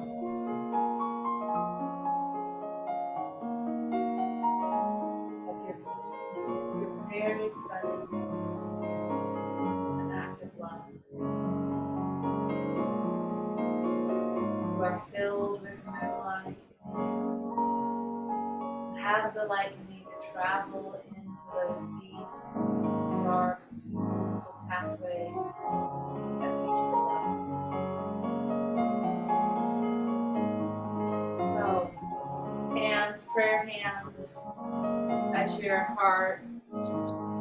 And we'll close it out by sharing our hearts by this simple you open and then bring it in, draw it in, and see us as a circle. And I'm sharing my love, I'm sprinkling it out to our circle and then bringing it in, out. As you do that, open and close your chest, you're opening and closing your heart. And we're connecting with our greater community, with the world at large. And these are like wildflower seeds. These are heart seeds. These are rose petals. These are love seeds that are going out into fertile soil, out into the universe, and out into our lives. And it just kind of lightens you up. It almost tickles you. You can almost feel me tickling, touching you. Have a little smile. So beautiful. I'm bringing this back to your heart. And we will reach up to complete this journey. I always complete by pulling down the heavens. So go ahead, and as you reach up and you're ready, your hands will naturally float down, like gravity do the work.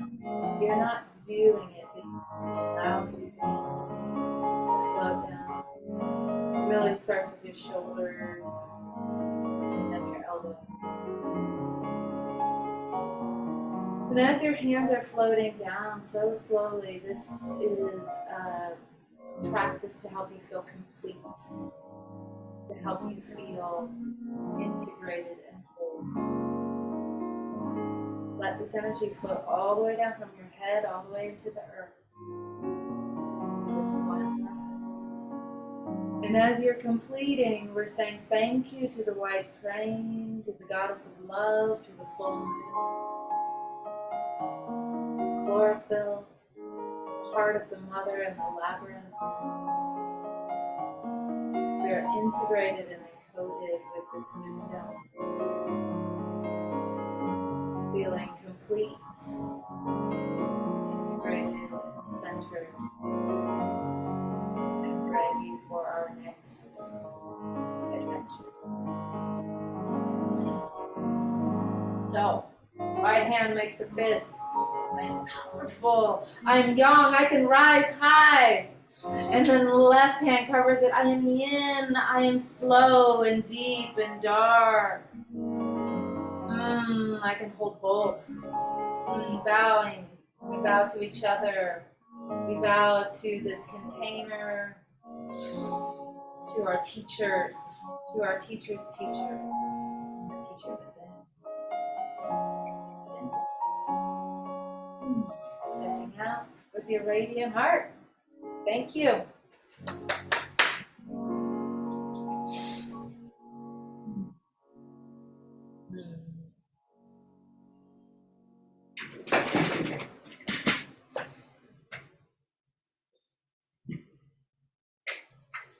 Thank you so much, Maria. Thank you. I'm glad you liked it.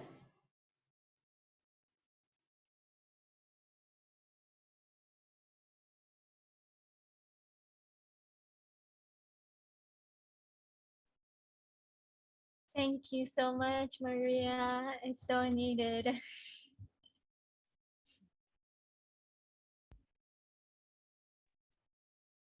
Thank you so much, Maria. That was incredible, really. It was very relaxing. It felt really good. Thank you. Good. Yeah, that's what we want Goddess of Love to feel like that, right? Relaxed and pleasurable. And really good.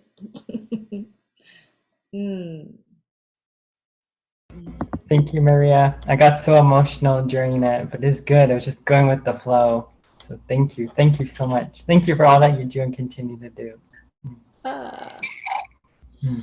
my pleasure.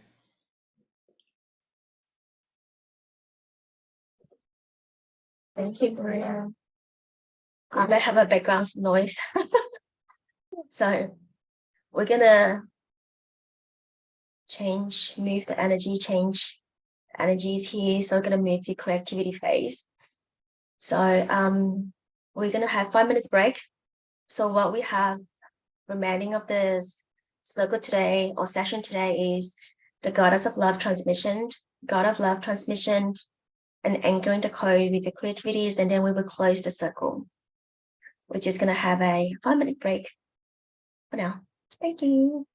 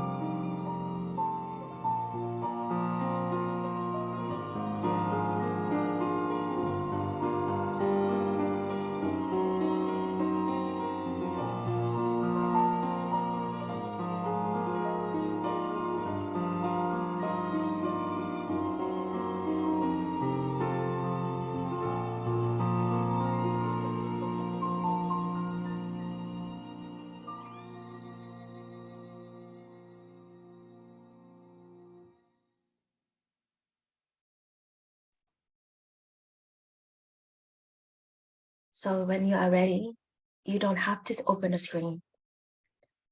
The next is going to be Goddess of Love. You can type in the chat to let me know that whether you are all back so that I can all going to be receive the Goddess of Love transmission in a receptive way. So if you are back, just type back or I'm back so that I will not play it without you guys. Yeah, look like everybody's back, right? Okay, cool. Alrighty. So just close your eyes and receive this transmission in the receptive way. And this transmission is going to take about 60 minutes, like 16 minutes.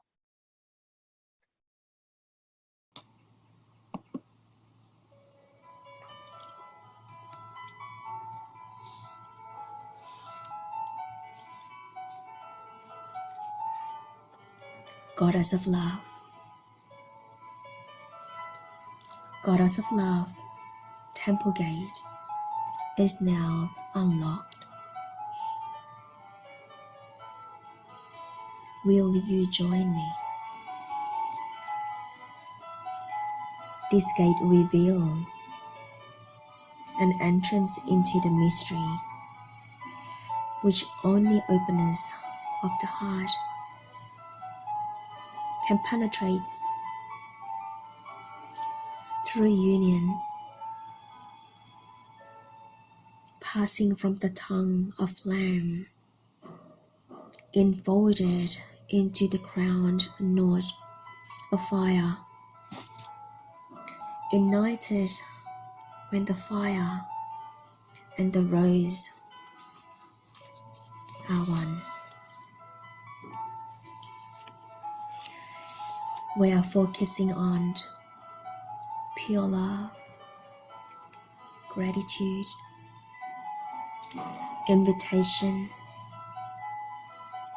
self-love, open heart, sensual alchemy.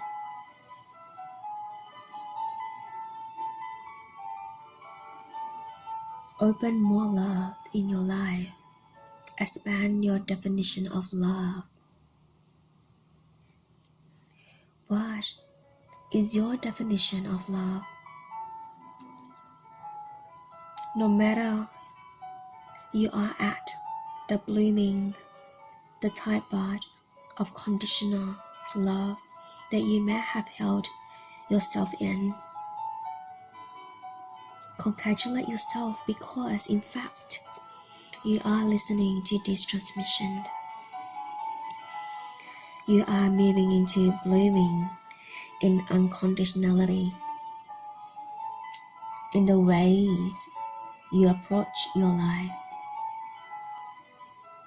and relationships. Do not wait until the end of your journey. Celebrate the beauty of your journey every single moment. Be sensitive to opportunities in your daily life to heal perceptions, the triggers, the emotions of jealousy and comparison in your mind. Be willing to follow them to the root in fear of hurt and lost in love, or even beyond that to the emptiness and loneliness. The Goddess of Love offers you the healing root food of self-love to these perceptions. That means this is a call to stop, to make yourself smaller, and get stuck into a comparison mirror that already has self-love on the other side. If only, if only you choose to flip that mirror over, would you?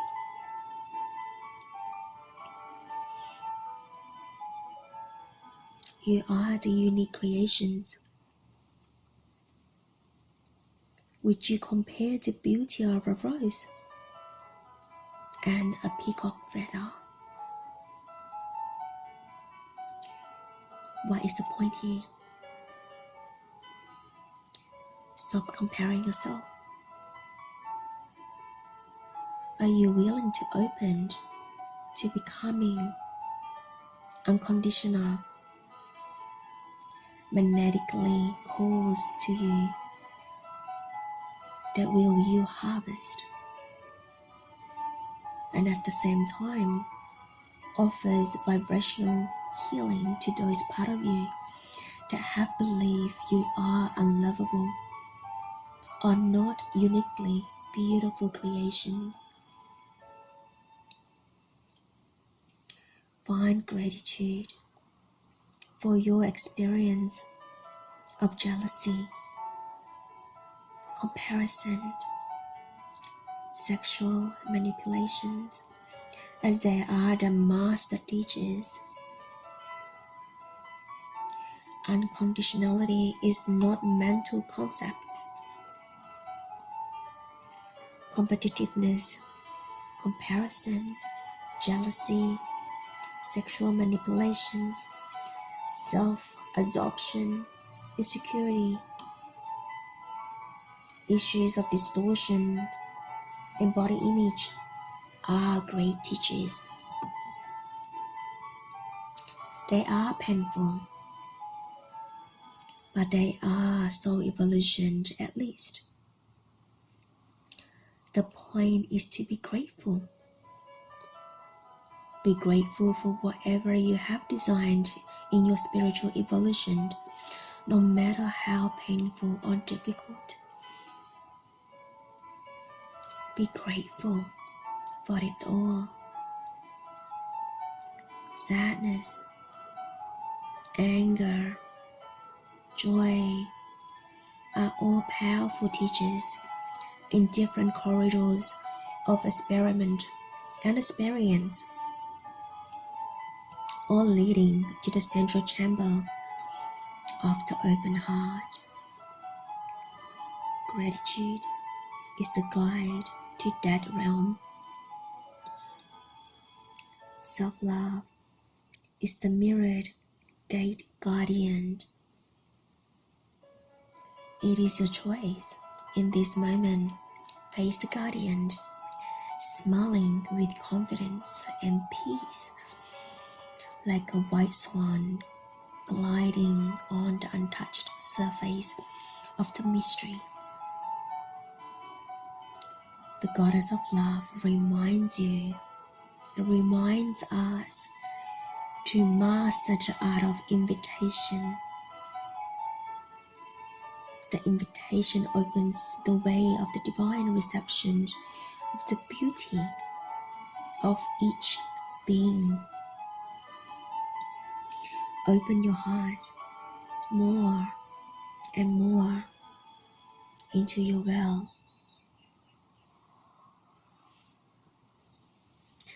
In doing that, you have opening the way to the divine reception and intimacy for yourself. Everyone is waiting to be invited by fear, rejection, or hurt that make us run away. Are you willing to take the vulnerable risk of this invitation to someone in your personal sphere who you may presently perceive it as difficult to remain open and unconditional.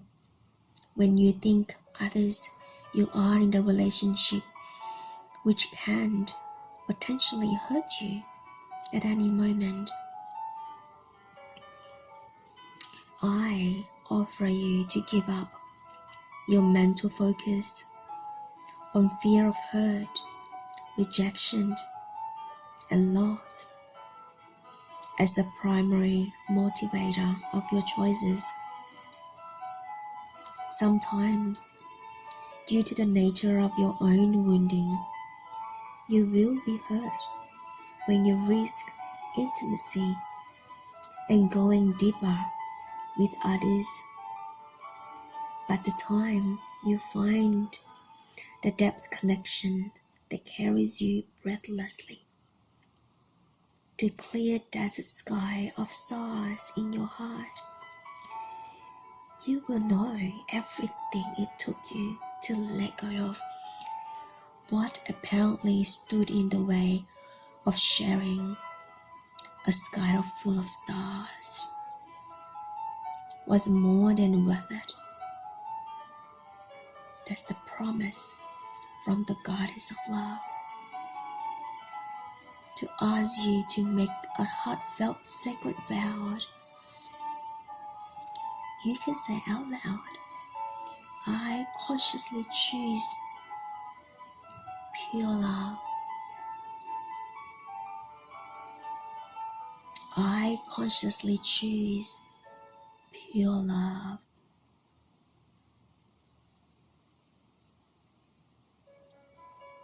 Goddess of love is here to ask you to give up the stubborn self-absorption that primarily acknowledges the outer rather than inner beauty of all things. Through beauty, your life is brought into natural harmony and opening to that sensual beauty of all life. Ask yourself how your life can be more seriously fulfilling, more textile, with sweeter smells, sweeter taste, softer touches, more inspired visual and oral environment. How do you create responses to this sensual beauty? Go deeper with the loved one and create more intimacy in your life through being more present in relationships together without expectation, trying, pleasing, giving intimacy room to thrive. Just be together with a loved one. Turns up the volume of love.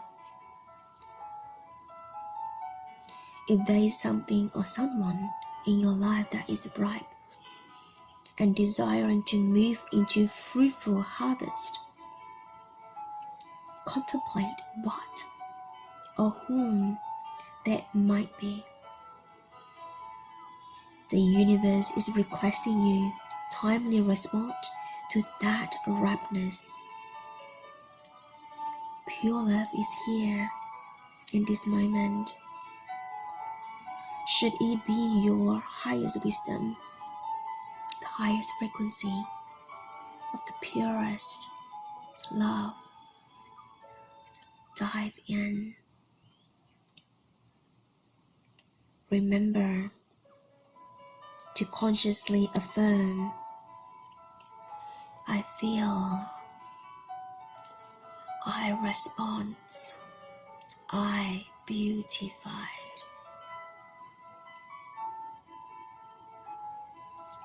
Ask yourself, how are feeling? Respond and beauty connected If you feel triggered, consider any tenderness towards comparison, competitive, jealousy, negative body images, or focus outer rather than inner beauty. Be willing to contemplate how these states are connected to self-love.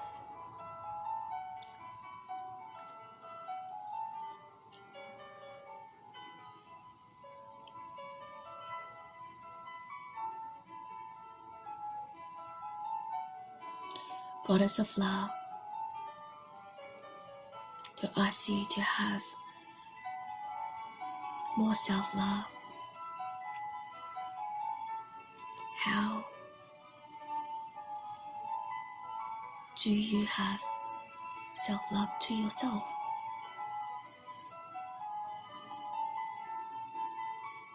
Hold your hand in your heart and feel that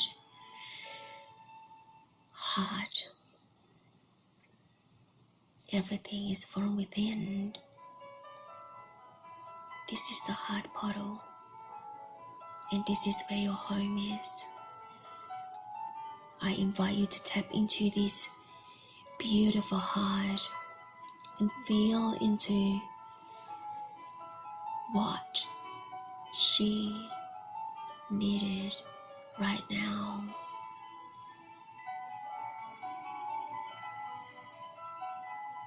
And dive in intimately.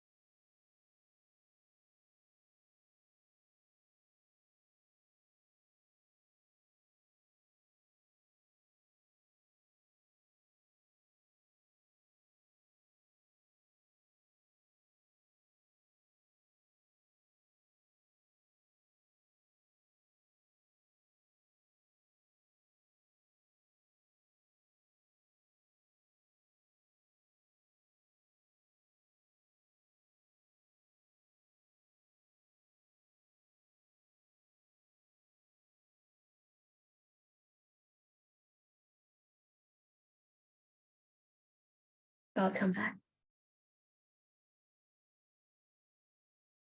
Mm.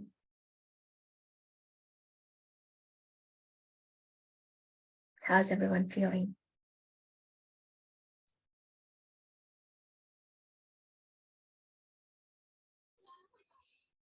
Feels so good. Thank you. I did that. Thank you so much, Lillian. So beautiful. No problem, all good. Is there anyone wanted to share anything before I jump into the God of Love transmission? Yeah, this is Claudia. Thank you so Yes. much. I feel so relaxed. That was beautiful. I love the words, the intention, and yeah, just lovely. Thank you so much, Lillian. Thank you, Claudia. Antoinette, yet Kyle. Not Kamiko, and then it will be Antoinette next. Thank you, Lillian. I literally was like melting. I must have went somewhere because I was just like, I don't know where I went. I was just melting. I was like a big puddle of love. Thank you so much. Just received it fully in my heart. Thank you. Thank you. Thank you. Antoinette, you there? Yes, I'm here. It felt really, really nice. I saw like a big ray of like white light. It was like a lot of white light. And then all of a sudden it was a lot of purple. And it almost looked like it almost looked like the chakras. It almost looked like the chakras, but everything was purple. Everything went from white to just purple. It was purple everywhere, and it almost looked like little purple hearts, like a whole lot of little purple hearts, like just like, you know how fireworks go off, and when they're in the sky and the fireworks start, they just like it goes up in the air, and then it explodes, and then it just like the little sparkly things go everywhere. It was like little purple hearts like that, and they just like went, all the purple hearts went everywhere. It was just really, really, really relaxing. And I just was like, I surrender. That's it for me. Thank you. Thank you so much. Thank you. Thank you. So I just put a link there. Is the Telegram that I'll be hosting a 3 days a series of masterclass to activate your inner beauty. And if you wanted to join, you can join now, and we start tomorrow. So these 3 days, the masterclasses, there's no Zoom. It's literally only my voice, the power of my voice, pure with my own accents. And then there will be a embodied practices that will be recorded, or even though it's the, or sometimes I don't know yet, but it probably either PDF or recorded or even live. You never know, see how I feel. But the next 3 days, it literally is activate your inner beauty and coming back to yourself, self-love. Thank you so much. Yes, Maria. I wanted to receive and share that transmission, transmission of the goddess of love. There's a somewhere in there talking about connecting with yourself, and so what the goddess of love has been, I've been working with her for this whole moon. I know we're in the initiator in other places, but the goddess, I need the goddess of love so much in my life right now. And so the goddess of love really shows me how to come back to myself and nurture the places I've abandoned, or the places that I've omitted. Like I just like omitted. They just don't, they're just not even there anymore. I just let them. And so coming in the simple act every day, and it sounds real simple for most people, but actually for me, it's actually quite a like, I gotta get to, but like resting my palms of my hands on the soles of my feet and anointing my own feet. So as a midwife, I used to anoint women's feet, anoint them, wash their feet, anoint their feet, and then their partners, I would wash their hands and anoint their hands and anoint them, so they would be prepared to be a family and catch this baby. And so rather than me anointing my beloved's feet, someone else, I'm spending the time to anoint my own feet. And it's so rich. And it's like unlocking and opening aspects of myself that I've forgotten because I neglected. Right? And that's what she's talking about, is to, so I just wanted to bring that in, the act of anointing yourself and taking the time to do Yes, so that. beautiful. Mm. Thank you for sharing that, Madison, Maria. Mm. Daisy. Actually, Yeah. first I wanna just say thank you, Lillian, and this feels so much nourishment. I really appreciate that. Yeah, I can feel the whole journey walking with you. It is the journey of goddess of love. You fully embody in the radiance of that, and just so amazed by your blossoming heart every day. How much you just radiate out this vibration of love. Truly honored to walk the journey with you. Also, I wanna also comment on Maria share about initiator phase. I feel like what we are doing right now is a combination of the initiator and goddess of love. Like initiator is you have the sword, but the sword is pulling down. We're devoting our intention to the Mother Earth. We're going down to Earth. We're honoring the wisdom and medicine of the Earth. Like I think the initiator, like a mudra, is like this, right? It's like you're pulling down. Yeah, it's like this way. That's just embody the wisdom and the earth's nourishment, and our own blood embodied wisdom from the earth. Also, I share the quote from the ancient Hopi prophecy: when women gave their blood back to the earth, the man will come home from war and the earth shall find peace. Because there's no conflict. The sword is not for fighting, because we don't find any conflict. We already resolved the peace. And the sword is for devotion, devoted to the Mama, Gaia Mama Earth, and to the self-initiation journey with you. Just want to honor that. Thank you so much, Maria. Thank you. Mm. Is E available behind the scene, or she's just not available? I think she shared that she will be just You said that the background, right? Yeah, it's Yeah. okay. All good. mhm. So we're gonna go. We're not going anywhere. We're gonna. Oh, let me pin you, Daisy. It's not finished yet, but just through Yes. your transmission, I was just dancing with that love frequency. Thank you. We continue to draw after the God of transmission, God of love transmission. Yeah. Okay. All right. Thank you.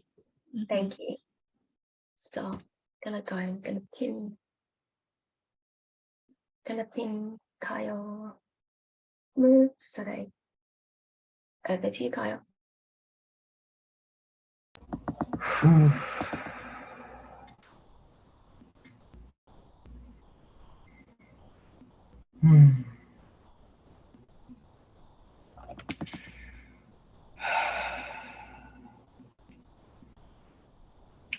So this is from, oops, gonna make sure. Okay. So this is from the God of Love.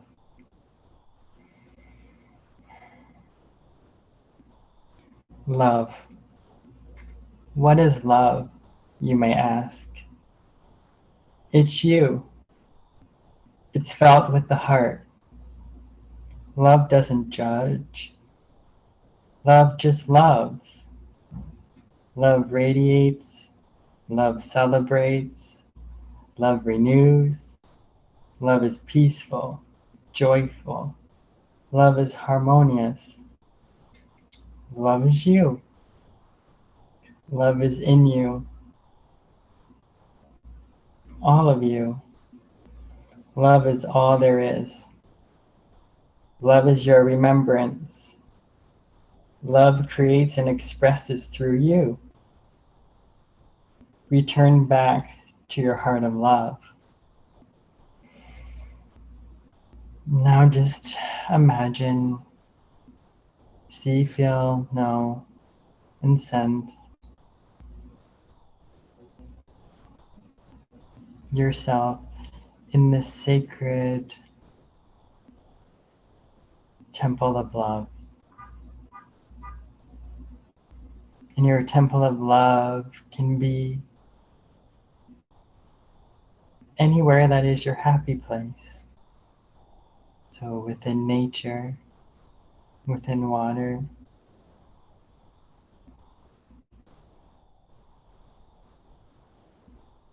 and just seeing yourself in this presence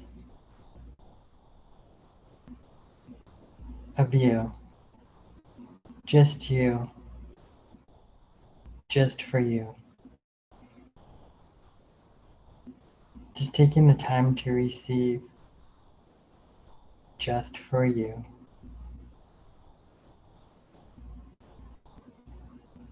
Now seeing this golden, white, shimmery waterfall above you. And it's created from the sun, from the stars, from the universe, from the air.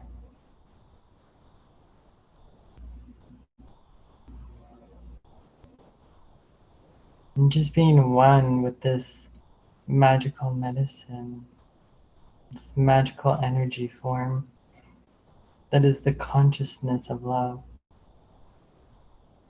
Love is meeting you. Love is revealing itself to you as that sacred mirror of yourself.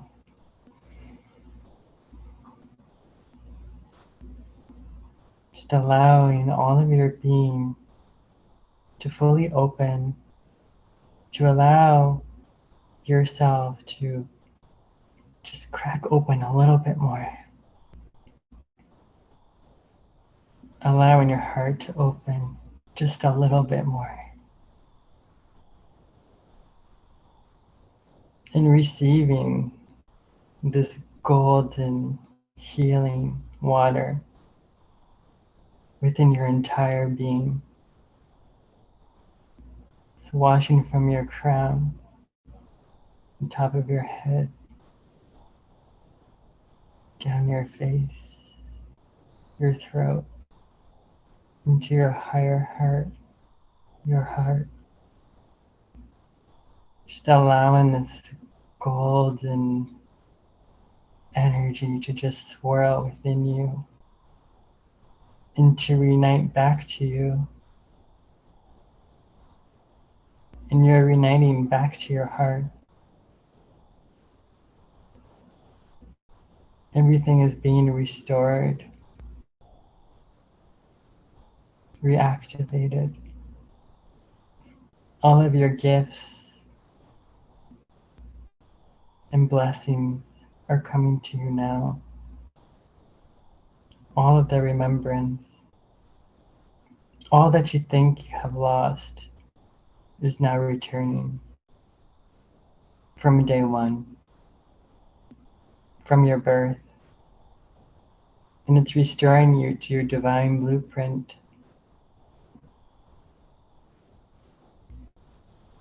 Just seeing this golden cocoon, this golden seed that you are.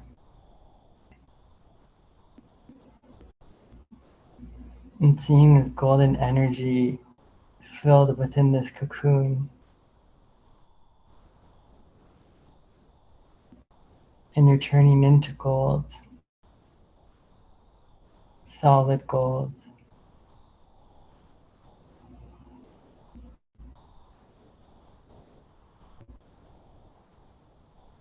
And you're receiving a strong, solid foundation in knowing who you are, knowing your worth, your self-love, knowing how important you are, and bringing all of that remembrance to the here and now, and bringing it all back to the heart. So seeing your heart as gold and expanding and expanding in this golden consciousness, and the golden healing rays are radiating out, touching every area of you, every fiber, every muscle, every molecule, every cell, every meridian, every chakra.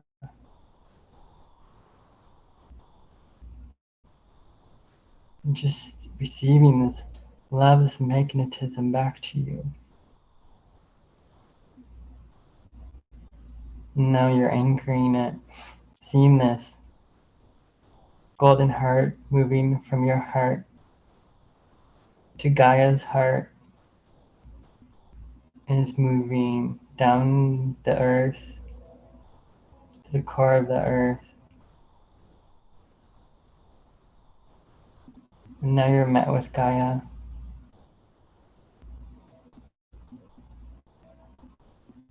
And she also has a golden heart. And she places her hand on your heart, and you place your hand on her heart. And you receive in this infinite flow of giving and receiving.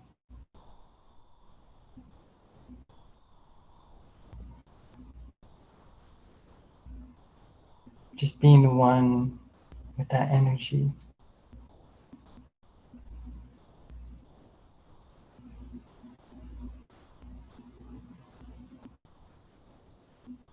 And we give grateful thanks for Mother Gaia and all that she provides,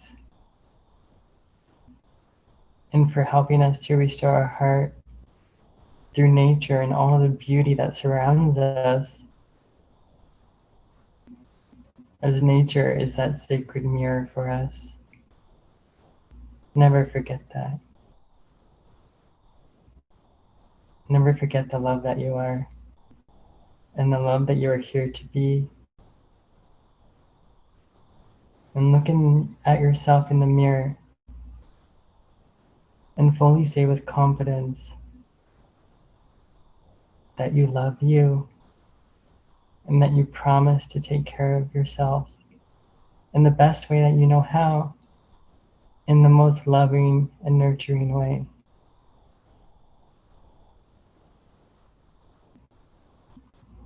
And then just bringing all of this back to your heart as you rise up from the core of the earth. You're rising back up to a physical plane here on the earth, back to where you are now.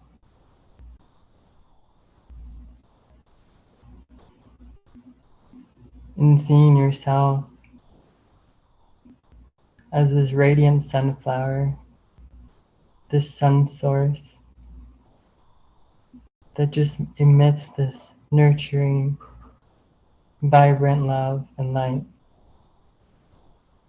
to yourself, to others in the world. Just honoring the sacred sunflower that you are. And bringing this sunflower into your space and allowing it to fill within your whole being. and within your sacred home, and within your sacred heart. Now bringing in the sun, the grand central sun, moving from your crown and all throughout your being, and it's radiating out of your heart.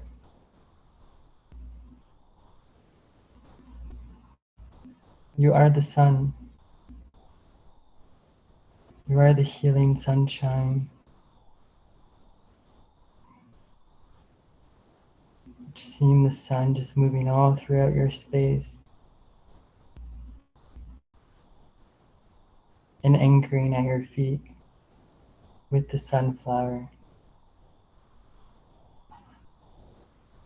Now coming back to where you are in the here and now, to 3 deep breaths.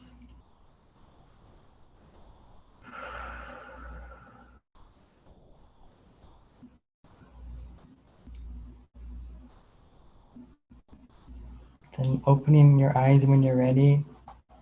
Also going to share a sacred code to help anchor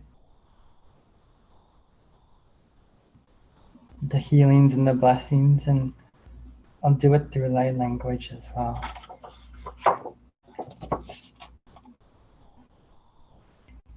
Tini kanai siana kianati suku sani kana siana tisaki. Just feeling this pulsation of this golden energy just moving towards you. Tisi kani kana siana, and illuminating your heart. Just receiving these golden rays within your heart. Tisi kana siana kia siana tisiana kia kiana. Sunu kia nai nasia kia sana kia. Sukunia nai nasia kia si kanaina. Sunu kia nai na kia sia tia kia tia. Kunu sia na tia ki sia ti kia na. Suna kiana tia siana kusiana sia kiana suniana siana kusiati kunusaya tunikana tusi. Thank you, thank you, thank you. Blessed be, and so it is.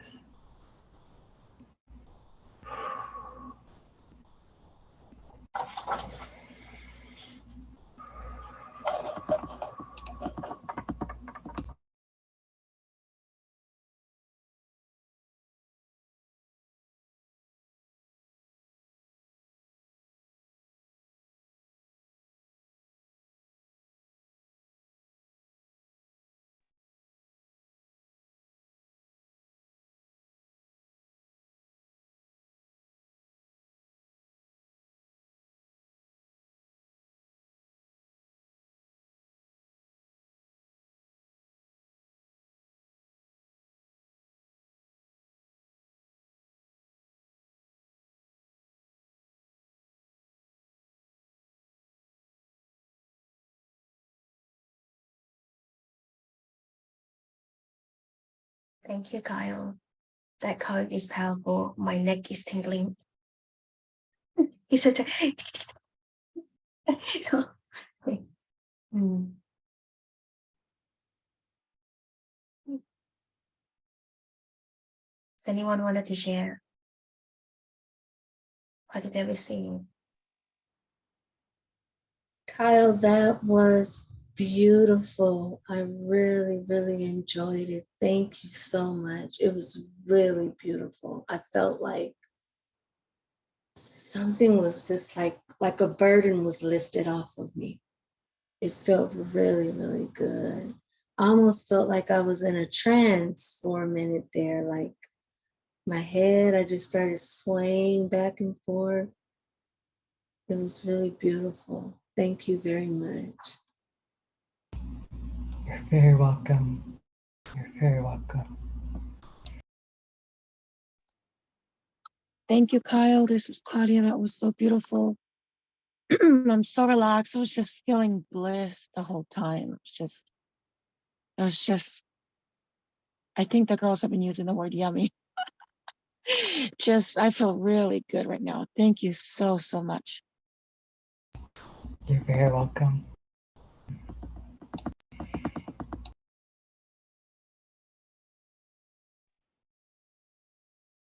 Kyle, you are like a light tower, like spinning the light.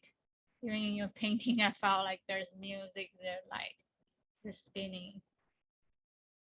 It's so beautiful. Thank you for sharing and blasting your light through multiverse, and thank you for being you. Thank you. You're welcome. You're welcome. All right. So we're going to take maybe 10 minutes to anchor your feeling on the paper or any creativities that flow through your body and anchor on that. And then we share, and then we're gonna close the circle by that. Yeah. I'm gonna on some music.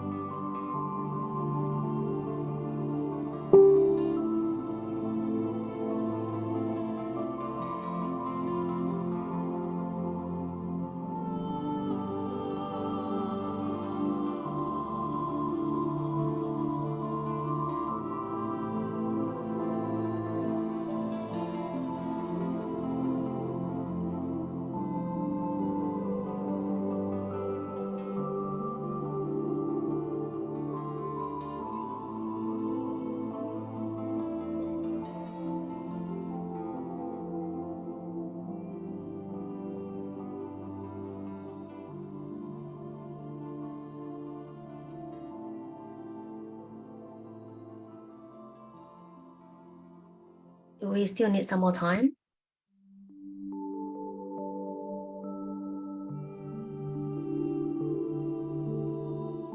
Are we finished? I'm done. We are done. Claudia, Antoinette, and Kyle, do you need more? Another 5? I'm just finishing up with someone else start. I'll finish up in a little bit. Okay.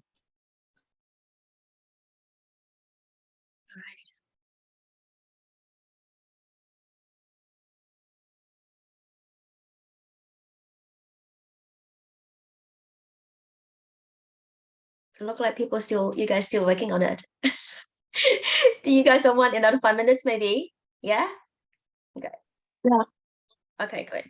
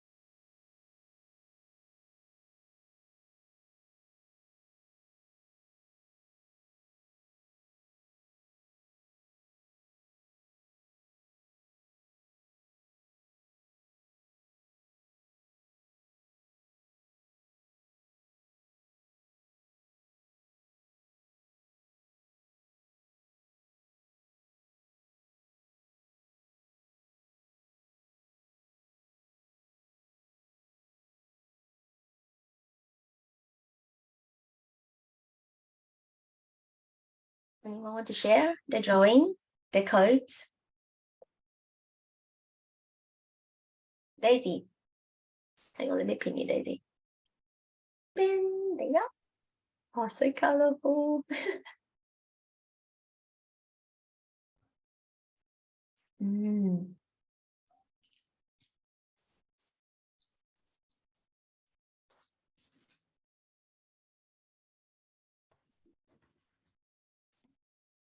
Yeah, I can see it really clear.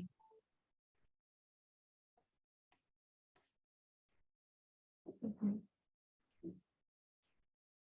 Do you have any transmission for this, Daisy? I can make some. Yeah, make some, please.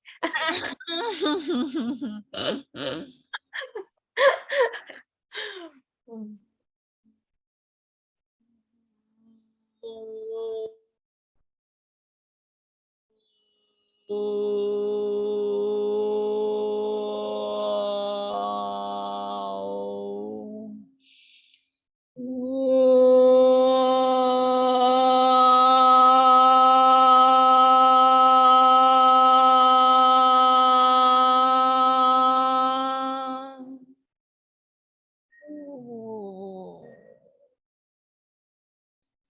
I feel like reading my poem too.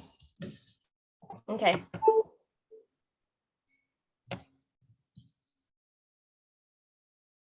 Can I share with you what I received? Yeah, go ahead, please. The guy is so nourished, so happy because we are weighing all the seed, all of us in there, and all the colors. I just said, oh, very happy. So it in the beginning, I just look at like bring for me, and then that's the core of the Mother Earth, and then we are sitting all around it like a tapestry. It's all about love, all love. Oh, and I received, guys. I said that I'm so nourished by you guys. So good. Yeah. You got it. Yeah. Thank you so much. Yeah, I think this is how do we love ourselves deeper and receive that nourishment that's inside ourselves. So Mm. I was thinking about reading a longer poem, and I wrote the poem a while ago, and it's a love letter to myself. Is it okay I read that one? Yeah, of course. My dearest you, I love you just the way you are. When I gaze into you, I see the omnipotent potential. Your tender heart is like a brilliant crystal ball, radiating rainbow lights from all sorts of beautiful, colorful gems in life. Your sensitive fine fibers of heartstring, resonating deeply and profoundly the very depths of earthly pains and weights that you have been shouldering upon yourself for a long, long time. Please take time to rest and then leaning into the arms of unconditional love, the ocean of remembrance that you always feel one with the divine light, the place that you can always find abundance of healing, comforts, joy, and love. Please take your time to mend the wounds and hurts from dark places you fear most from inside. Be kind, gentle, patient, and present with yourself. You will feel the shimmering light of healing touches flow abundantly from the unseen places, both inside and out. You are love. Your name is love. Your job is love. Whenever, wherever you go, you radiate nothing but love. Your thoughts reflecting the essence and very intention of pure unconditional love every day since the dawn of day till the dusk of night. You breathe in and out various forms of love. You dream all day and all night long, pondering about one single quest in life. How will one be able to sing out the magnificent glory of grand creators' unconditional love loudly and proudly? Life is like a multifaceted mirror. It reflects back the very intention you send out to the universe. When you say, I love you to today, today will say, I love you back. When you gaze life with tenderness and kindness, life will gaze back at you with infinite compassion and unconditional love. When you bow to the one inside the mirror, singing letters of gratitude, all beings surrounding you will be bowing back, reverberating sounds of gratitude back to you as well. When you spot a treasure box of joy in life, indulging your heart fully into the moment of bliss, creative light of serendipity and wonders will eagerly jump into the pool of childlike wonders with you as well. Let us be loosening up from all troubles in life. This world is but a big kindergarten for your adventurous, curious heart. May every awakened day of your life gazing loving intentions back at you tenderly and fondly. May every beings come upon your soul journey resonating brilliant creative light within your childlike innocent heart. May your breath filled with life's wonders, heartfelt joys, and bouquets of love. May all the kindred spirits upon your inquisitive earth path resonating this beautiful soul singing of a mutual ancient remembrance. Remembrance to our deep soul searching and heart's knowingness with a very connection to the divine light. I bow deeply to this divine light. May this light glow brilliantly all year long within the core being of your very essence. And may your very essence pulsating and reverberating deeply and profoundly along the sacred making of our Gaia Mama Earth. Thank you. Love you all so much.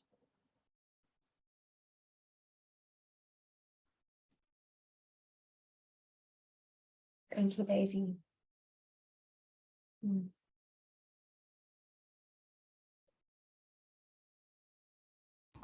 That was beautiful, Daisy. Oh my goodness, your words. You have such a beautiful way with words. It just touches the heart so deep. And with your drawing, I was getting like map of the heart. Mapping of the heart, worlds of the heart, multi-dimensional love.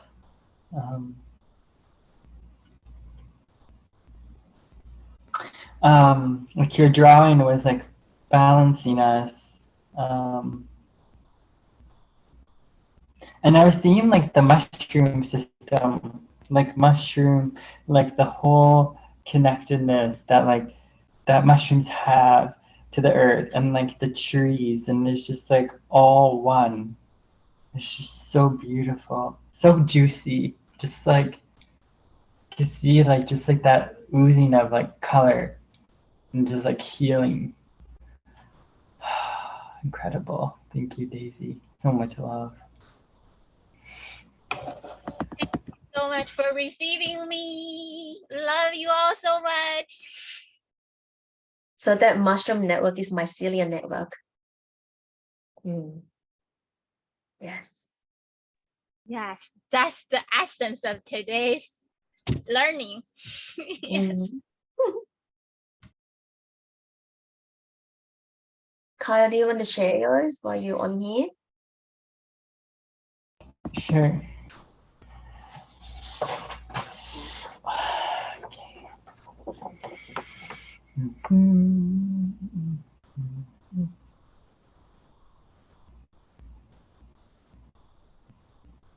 Oops.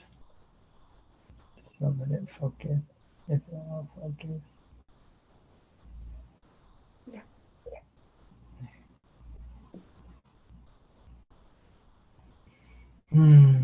I'll do some light language too.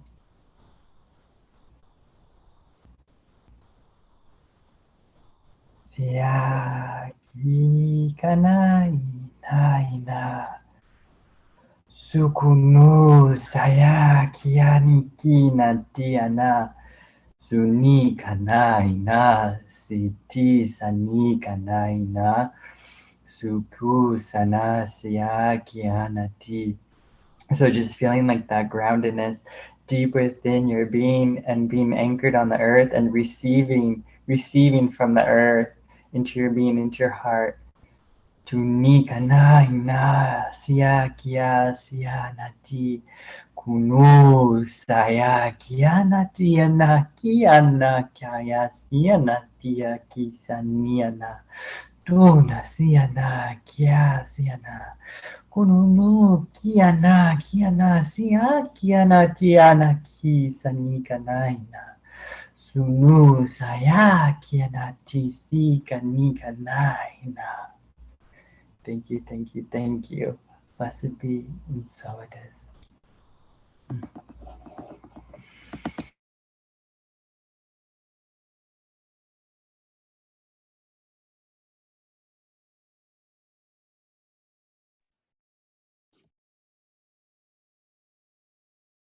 There's something I want to share. Yeah, thank you for doing the code of the swan. So there's a lot of ancient legend. Actually, it's very origin of ancient mythology. It started from that swan. In constellation, it's called Cygnus. And when you think about that Cygnus, how it rotates within the void of the universe and diving deep through the void and just surrendering purely, like piercing through that void.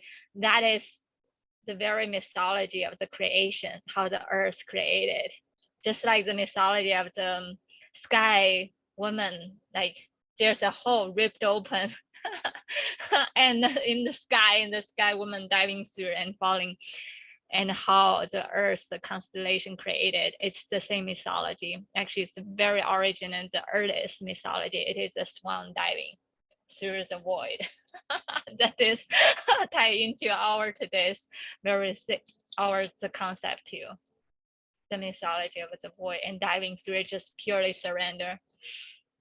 Yeah, just like that. That's epic, Daisy. That's epic. I was getting so many visuals. Wow. Your extensive like knowledge. Incredible. Thank you. Thank you. Thank you.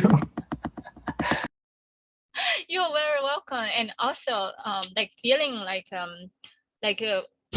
thinking about like when we diving into our inner galactic essence, it's almost like we surrender, we become that arrow and surrender, allow the divine just catch us, right? Or just calling into the divine, whatever the divine intention or purpose is, we surrender. Just let it piercing through us. It's almost like the same concept, the void and the arrow, or the swan just diving, right? Yeah, talking about, I have another writing, but I'll share my writing after you guys share first. I also wanted to share this as well while doing the swan. So this is my drawing yesterday. It's also the swan. Can you see the screen? Yes, it's beautiful, Lillian. So this was yesterday. So yeah. I didn't know that there's a swan for today when you read the beginning. Is that the what full moon is a swan, right? Like in the beginning when you're reading the whole like on your Facebook. So yeah, I didn't know that's a swan. Yeah. So yeah. Okay. I stopped sharing. Okay, next person. Claudia. I can go. Oh, that's funny. I don't know if you called on me or unmuted at the same time. All right, hang on. Okay, hold on. It's this way. I hope you guys can see it. I better put my glasses on. So I got this visual when we were going on a journey with Kyle, and I just saw this so clearly. So just my heart connecting to Mother Earth's heart. That's it. I just loved it. And so I really wanted to keep the memory of that visual. It's so beautiful. You know, I do grounding energetically, but always from my first chakra, as I've learned before. So this really helped me to visualize, because I do visualize grounding to Mother Earth's heart. But I also see it as a pink quartz. So this visual was so beautiful. Thank you, Kyle. It just stayed with me, and I wanted to draw it and keep it, because I saw my heart being golden. I saw Mother Earth's heart and just grounding. So yeah, I'm going to definitely keep this visual to remind me to ground my golden heart to Mother Earth's golden heart. Thank you. That's all. That is so beautiful. Golden heart. Golden heart like a sun. You are the sun. It's incredible. Antoinette.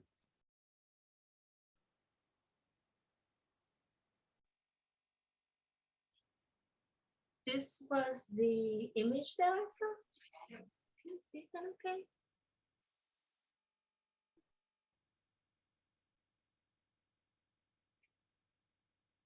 Wow. At first it was like a lot of white. Everything was white, like really pretty white. And then it all went to purple, and I just kept seeing like fireworks and purple hearts.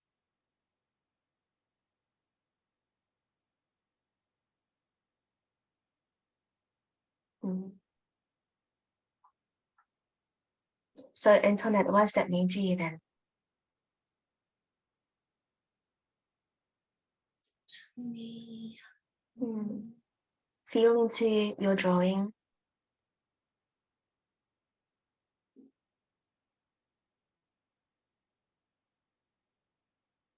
And bring that image to your vessel. I know that earlier when we were saying how would you describe love?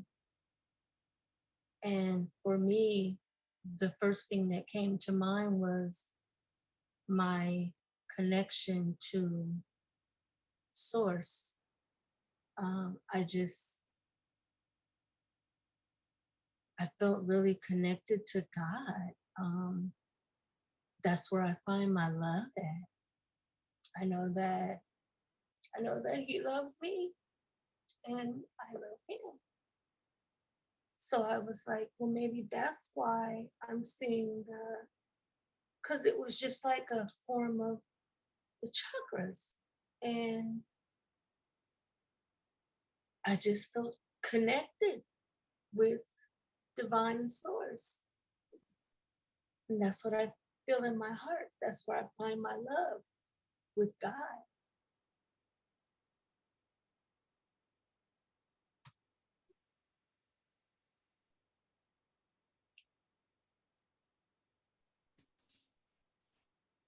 Antoinette, you found your wholeness today.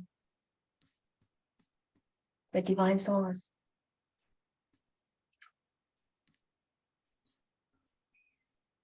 With the fireworks celebration. The love is within you. The wholeness is within you. Then you feel into source.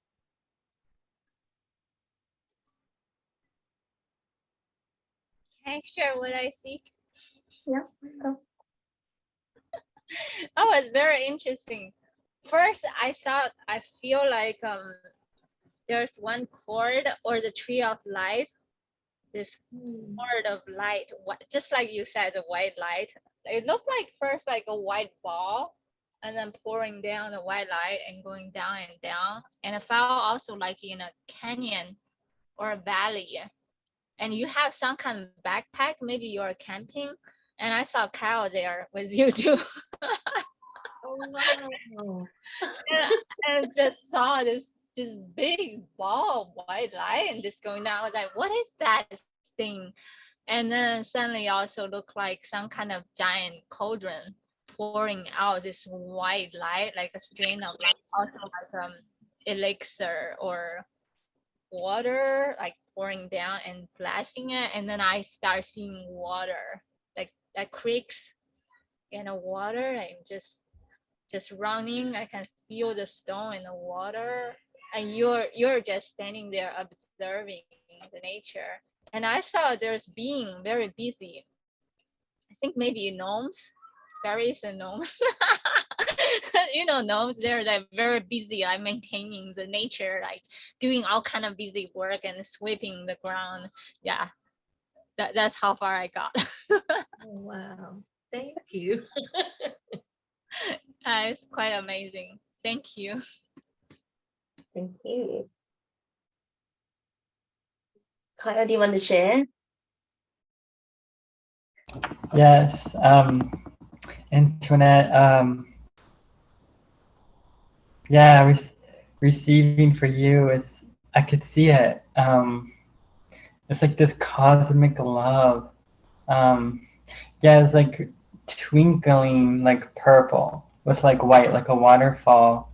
You're receiving all like gifts and blessings and remembrance, so much remembrance. I feel like you'll start. I remember a couple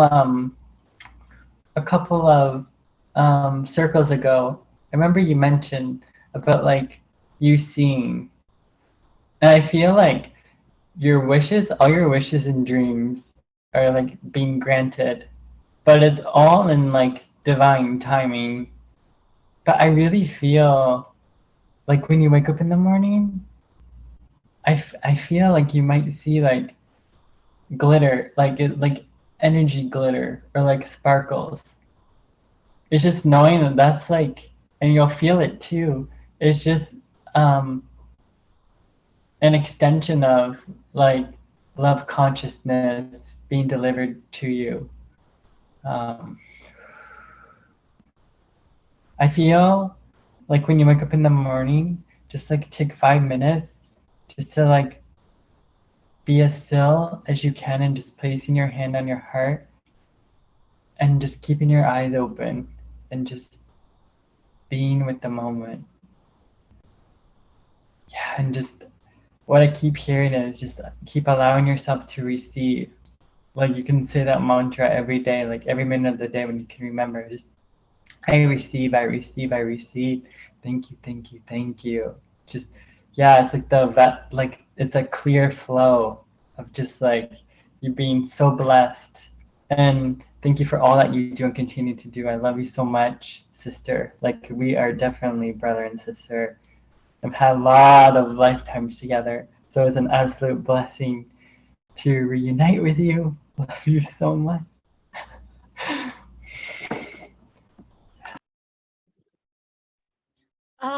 Kyle, I think you were there with her, because whatever you said is exactly what I saw too. And also before I saw it turn into a white ball of light, it felt like she's observing the sky and the galactic, very galactic, like like how like she just observing and being oneness with that energy. It's beautiful. Yeah.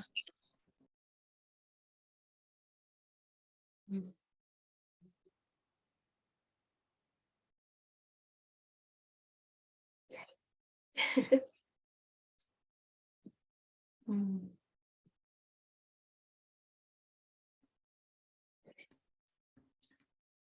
Also, another thing I forgot to comment on Claudia's painting.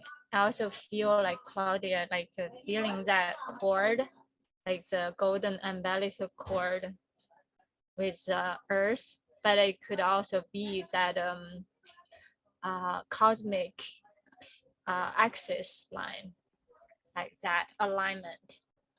Yeah, I feel that too. Very beautiful. Lately, I've been getting that download too, that golden like thread and the cord and connecting with the earth and with the universe. Yeah, thank you. Thank you, Daisy. I appreciate that. Yeah, when you were saying that, it did feel like when we say ground and seeing that light, and yeah, it feels like that tube of light connecting all the way up to the axis. Yeah, it's the whole connecting. Yeah, thank you. Yeah, thank you. I'm so happy for all of us. Love you all so much. Claudia, Yes. do you have like a heart necklace, or like a golden heart necklace, or just like a heart necklace in general? I did most of my life, and yeah, I have one. Yeah, but I don't wear it all the time. But I used to, most of my life, I used to wear a heart around my neck. I'm feeling this feeling in my heart, um, that like Gaia wants you, if you can find that necklace, to wear it, especially the next week. She's gonna gift you, um, through that necklace. It's like that the golden energy anchoring into your heart from her. Um, just allowing yourself to receive. Oh, yay. Thank you. I will definitely, yeah, I will definitely wear it. Thank you for that beautiful message. I appreciate you and everybody here so much. Just, I just appreciate you all. I just love everybody's wisdom and energy and willingness to share. And I feel so safe in this space. So thank you, everybody. Thank you so much, Kyle. Thank you, thank you, thank you.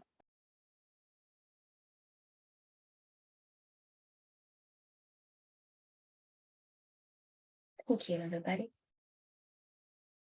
Great. I think we have everyone. How much share mine then?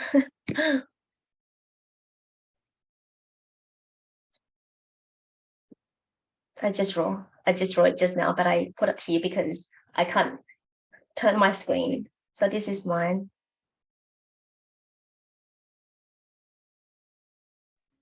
Lillian, can you enlarge that? Click and enlarge it. Oh yeah, maybe that one. Yeah, it's not. Is that okay? I have the video as well if you wanted to watch the video. Yeah, click the video and see whether you can play that. Okay.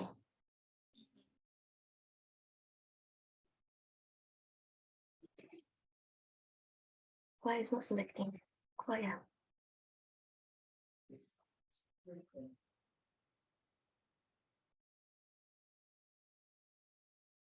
I think you want to open it first before you share. Maybe that. Can you see my screen? No? I can see everything. I can see all the pictures, but not that specific one you select. Yeah. Sorry. Oh no, hang on. I'm Now learning. we see it. Now, yeah. Now we see it. Okay, hang on. I just want to see that we are here. Okay.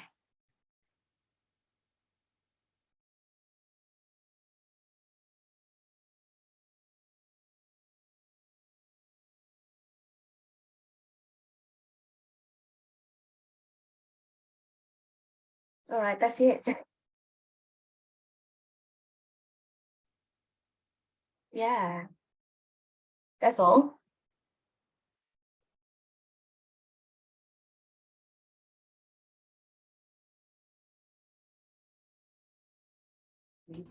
So much freedom and clarity. Oh my goodness, everything became so clear. It was like this vibrancy and brilliancy. I literally was like, I felt like I was like jumping on these lily pads. I was just like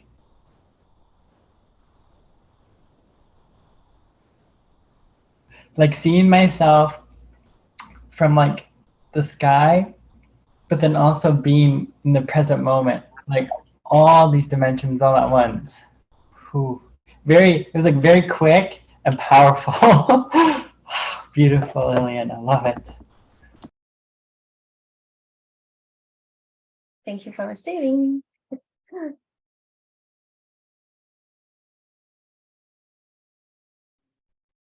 Oh, Lillian, we don't see that picture now.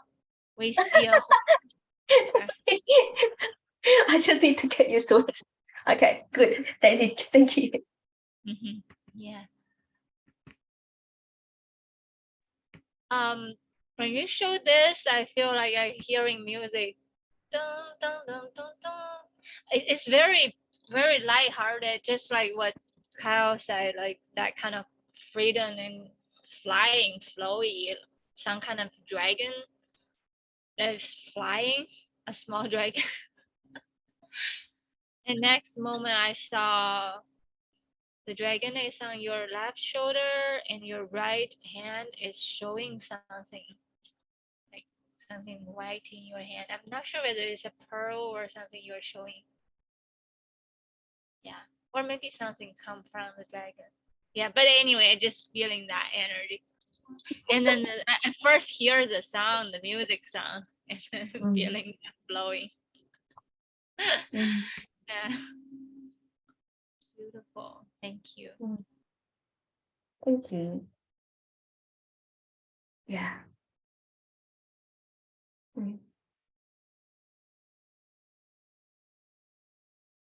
So that's it.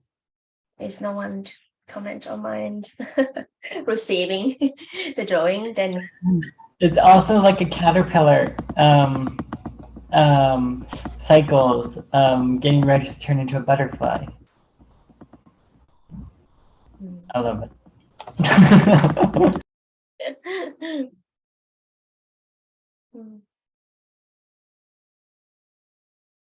Claudia, Antonio, do you want to share, or otherwise we will close the circle? I'll share super quick. I see the bubbles as bubbly. I think you were saying something about bubbles in your meditation, if I remember correctly. And that's kind of how it feels. It's like bubbly. It's like, yay. It just feels happy. Wee. So yeah, I feel very happy looking at it. Wee. Thank you, Lily. It's beautiful. Thank you. And Antoinette?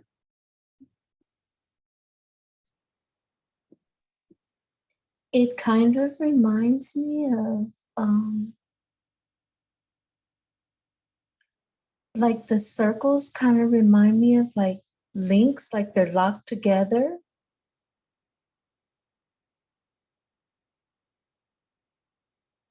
I don't know, it's like we're all linked together. That's what something keeps saying to me, like we're all linked together. We're all linked. I'm just looking at 1, 2, 3, 4, 5. So 1, 2, 3, 4, 5. So we link together. Oh wow. That's what it reminds me of, like links, and we're all linked together, all of us.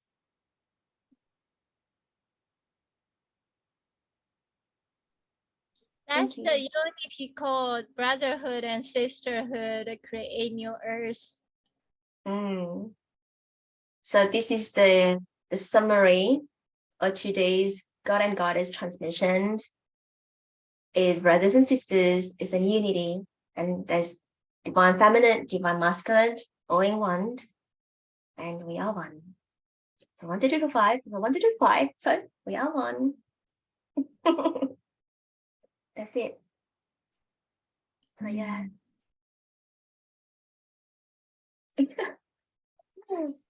So for now, do you have any further? I think Daisy, you said that you want to share a poem, isn't it? Oh, you have very good memory. Okay, I'll pull it out. So after the poem, and Carl can close the circle then. Okay, sounds good. Yeah. Yeah, so this is just for us to connect. This is a card for the day. I forgot to show it at the beginning. That's the candle inside our energy field, our soul. Yeah, how it's just in our inner labyrinth, we traversing and then find that inner candle light. What I am seeking is seeking me. The divine arrow already predestinedly foretold our lives from the future, written in the books thousands years ago from the past. The past and the future effortlessly unfolding at each moment of the now.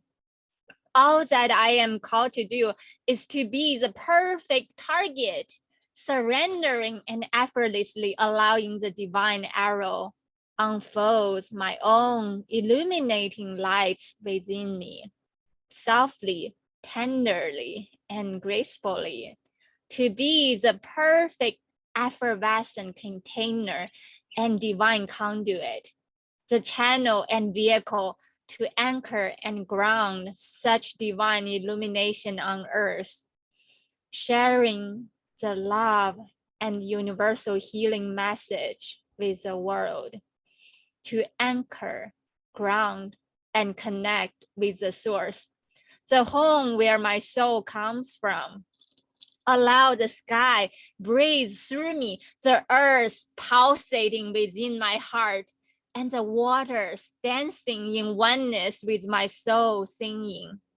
Sing through me, dance into oneness with me, the whole universe diverging and converging, constantly transforming and transporting from one portal to another, one lifetime after another, one dimensional space and galaxy onto another.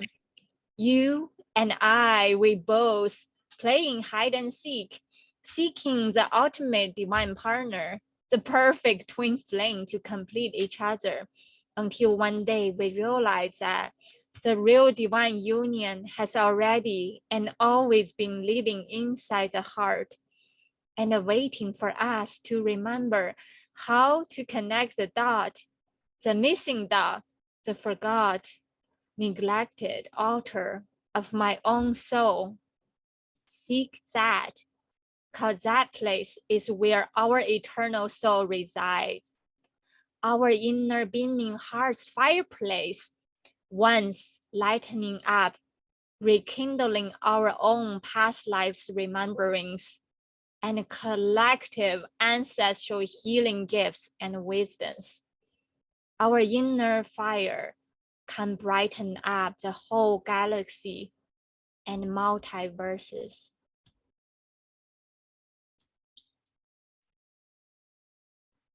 Thank you. Love you all so much. Thank you, Daisy. Oh yeah, that's the card. That's us. That's our soul. Let's just share the light with the universe. That looked like my drawing, Daisy. I'm just Yeah. looking. Oh, drawing.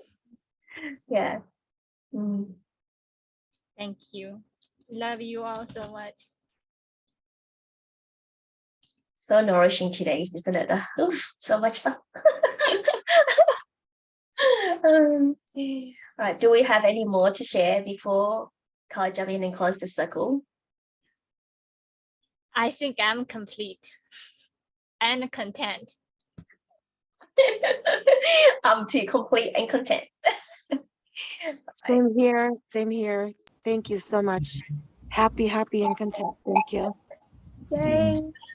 Me too. Over to you, Kyle. So honoring all of us in our hearts, in joyous celebration, and we give great gratitude for the highest and purest frequencies for being with us. Mother Earth, Mother Nature, Mother Gaia, our ancestors, our guides, the caretakers of the land, connecting to our hearts as one, and just having that remembrance that's going to stay with us forever. It's just always remembering and coming back to the heart, because the heart knows the way, the heart guides the way, and the heart leads the way. And just honoring Mother Earth, Mother Nature, Mother Gaia through like the drum beat of us like fully coming back to our heart, and our heart is being one with her heart. And we're forever in this beautiful union with her. So if you ever need her, miss her, need anything from Mother Gaia, just placing your hand on your heart and coming back home. So now the sacred space is now closed. And just go forth in that remembrance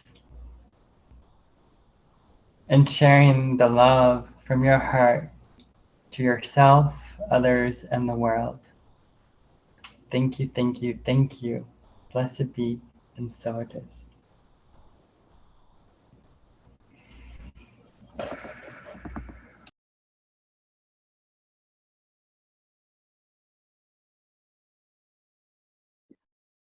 Thank you, Kyle, for closing the ceremony.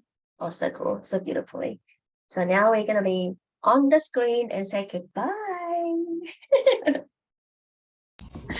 Bye, everybody. Thank you so Bye, much. everyone. Bye. Bye bye, everybody. Bye. Bye. Bye. Bye See ya. bye. Bye.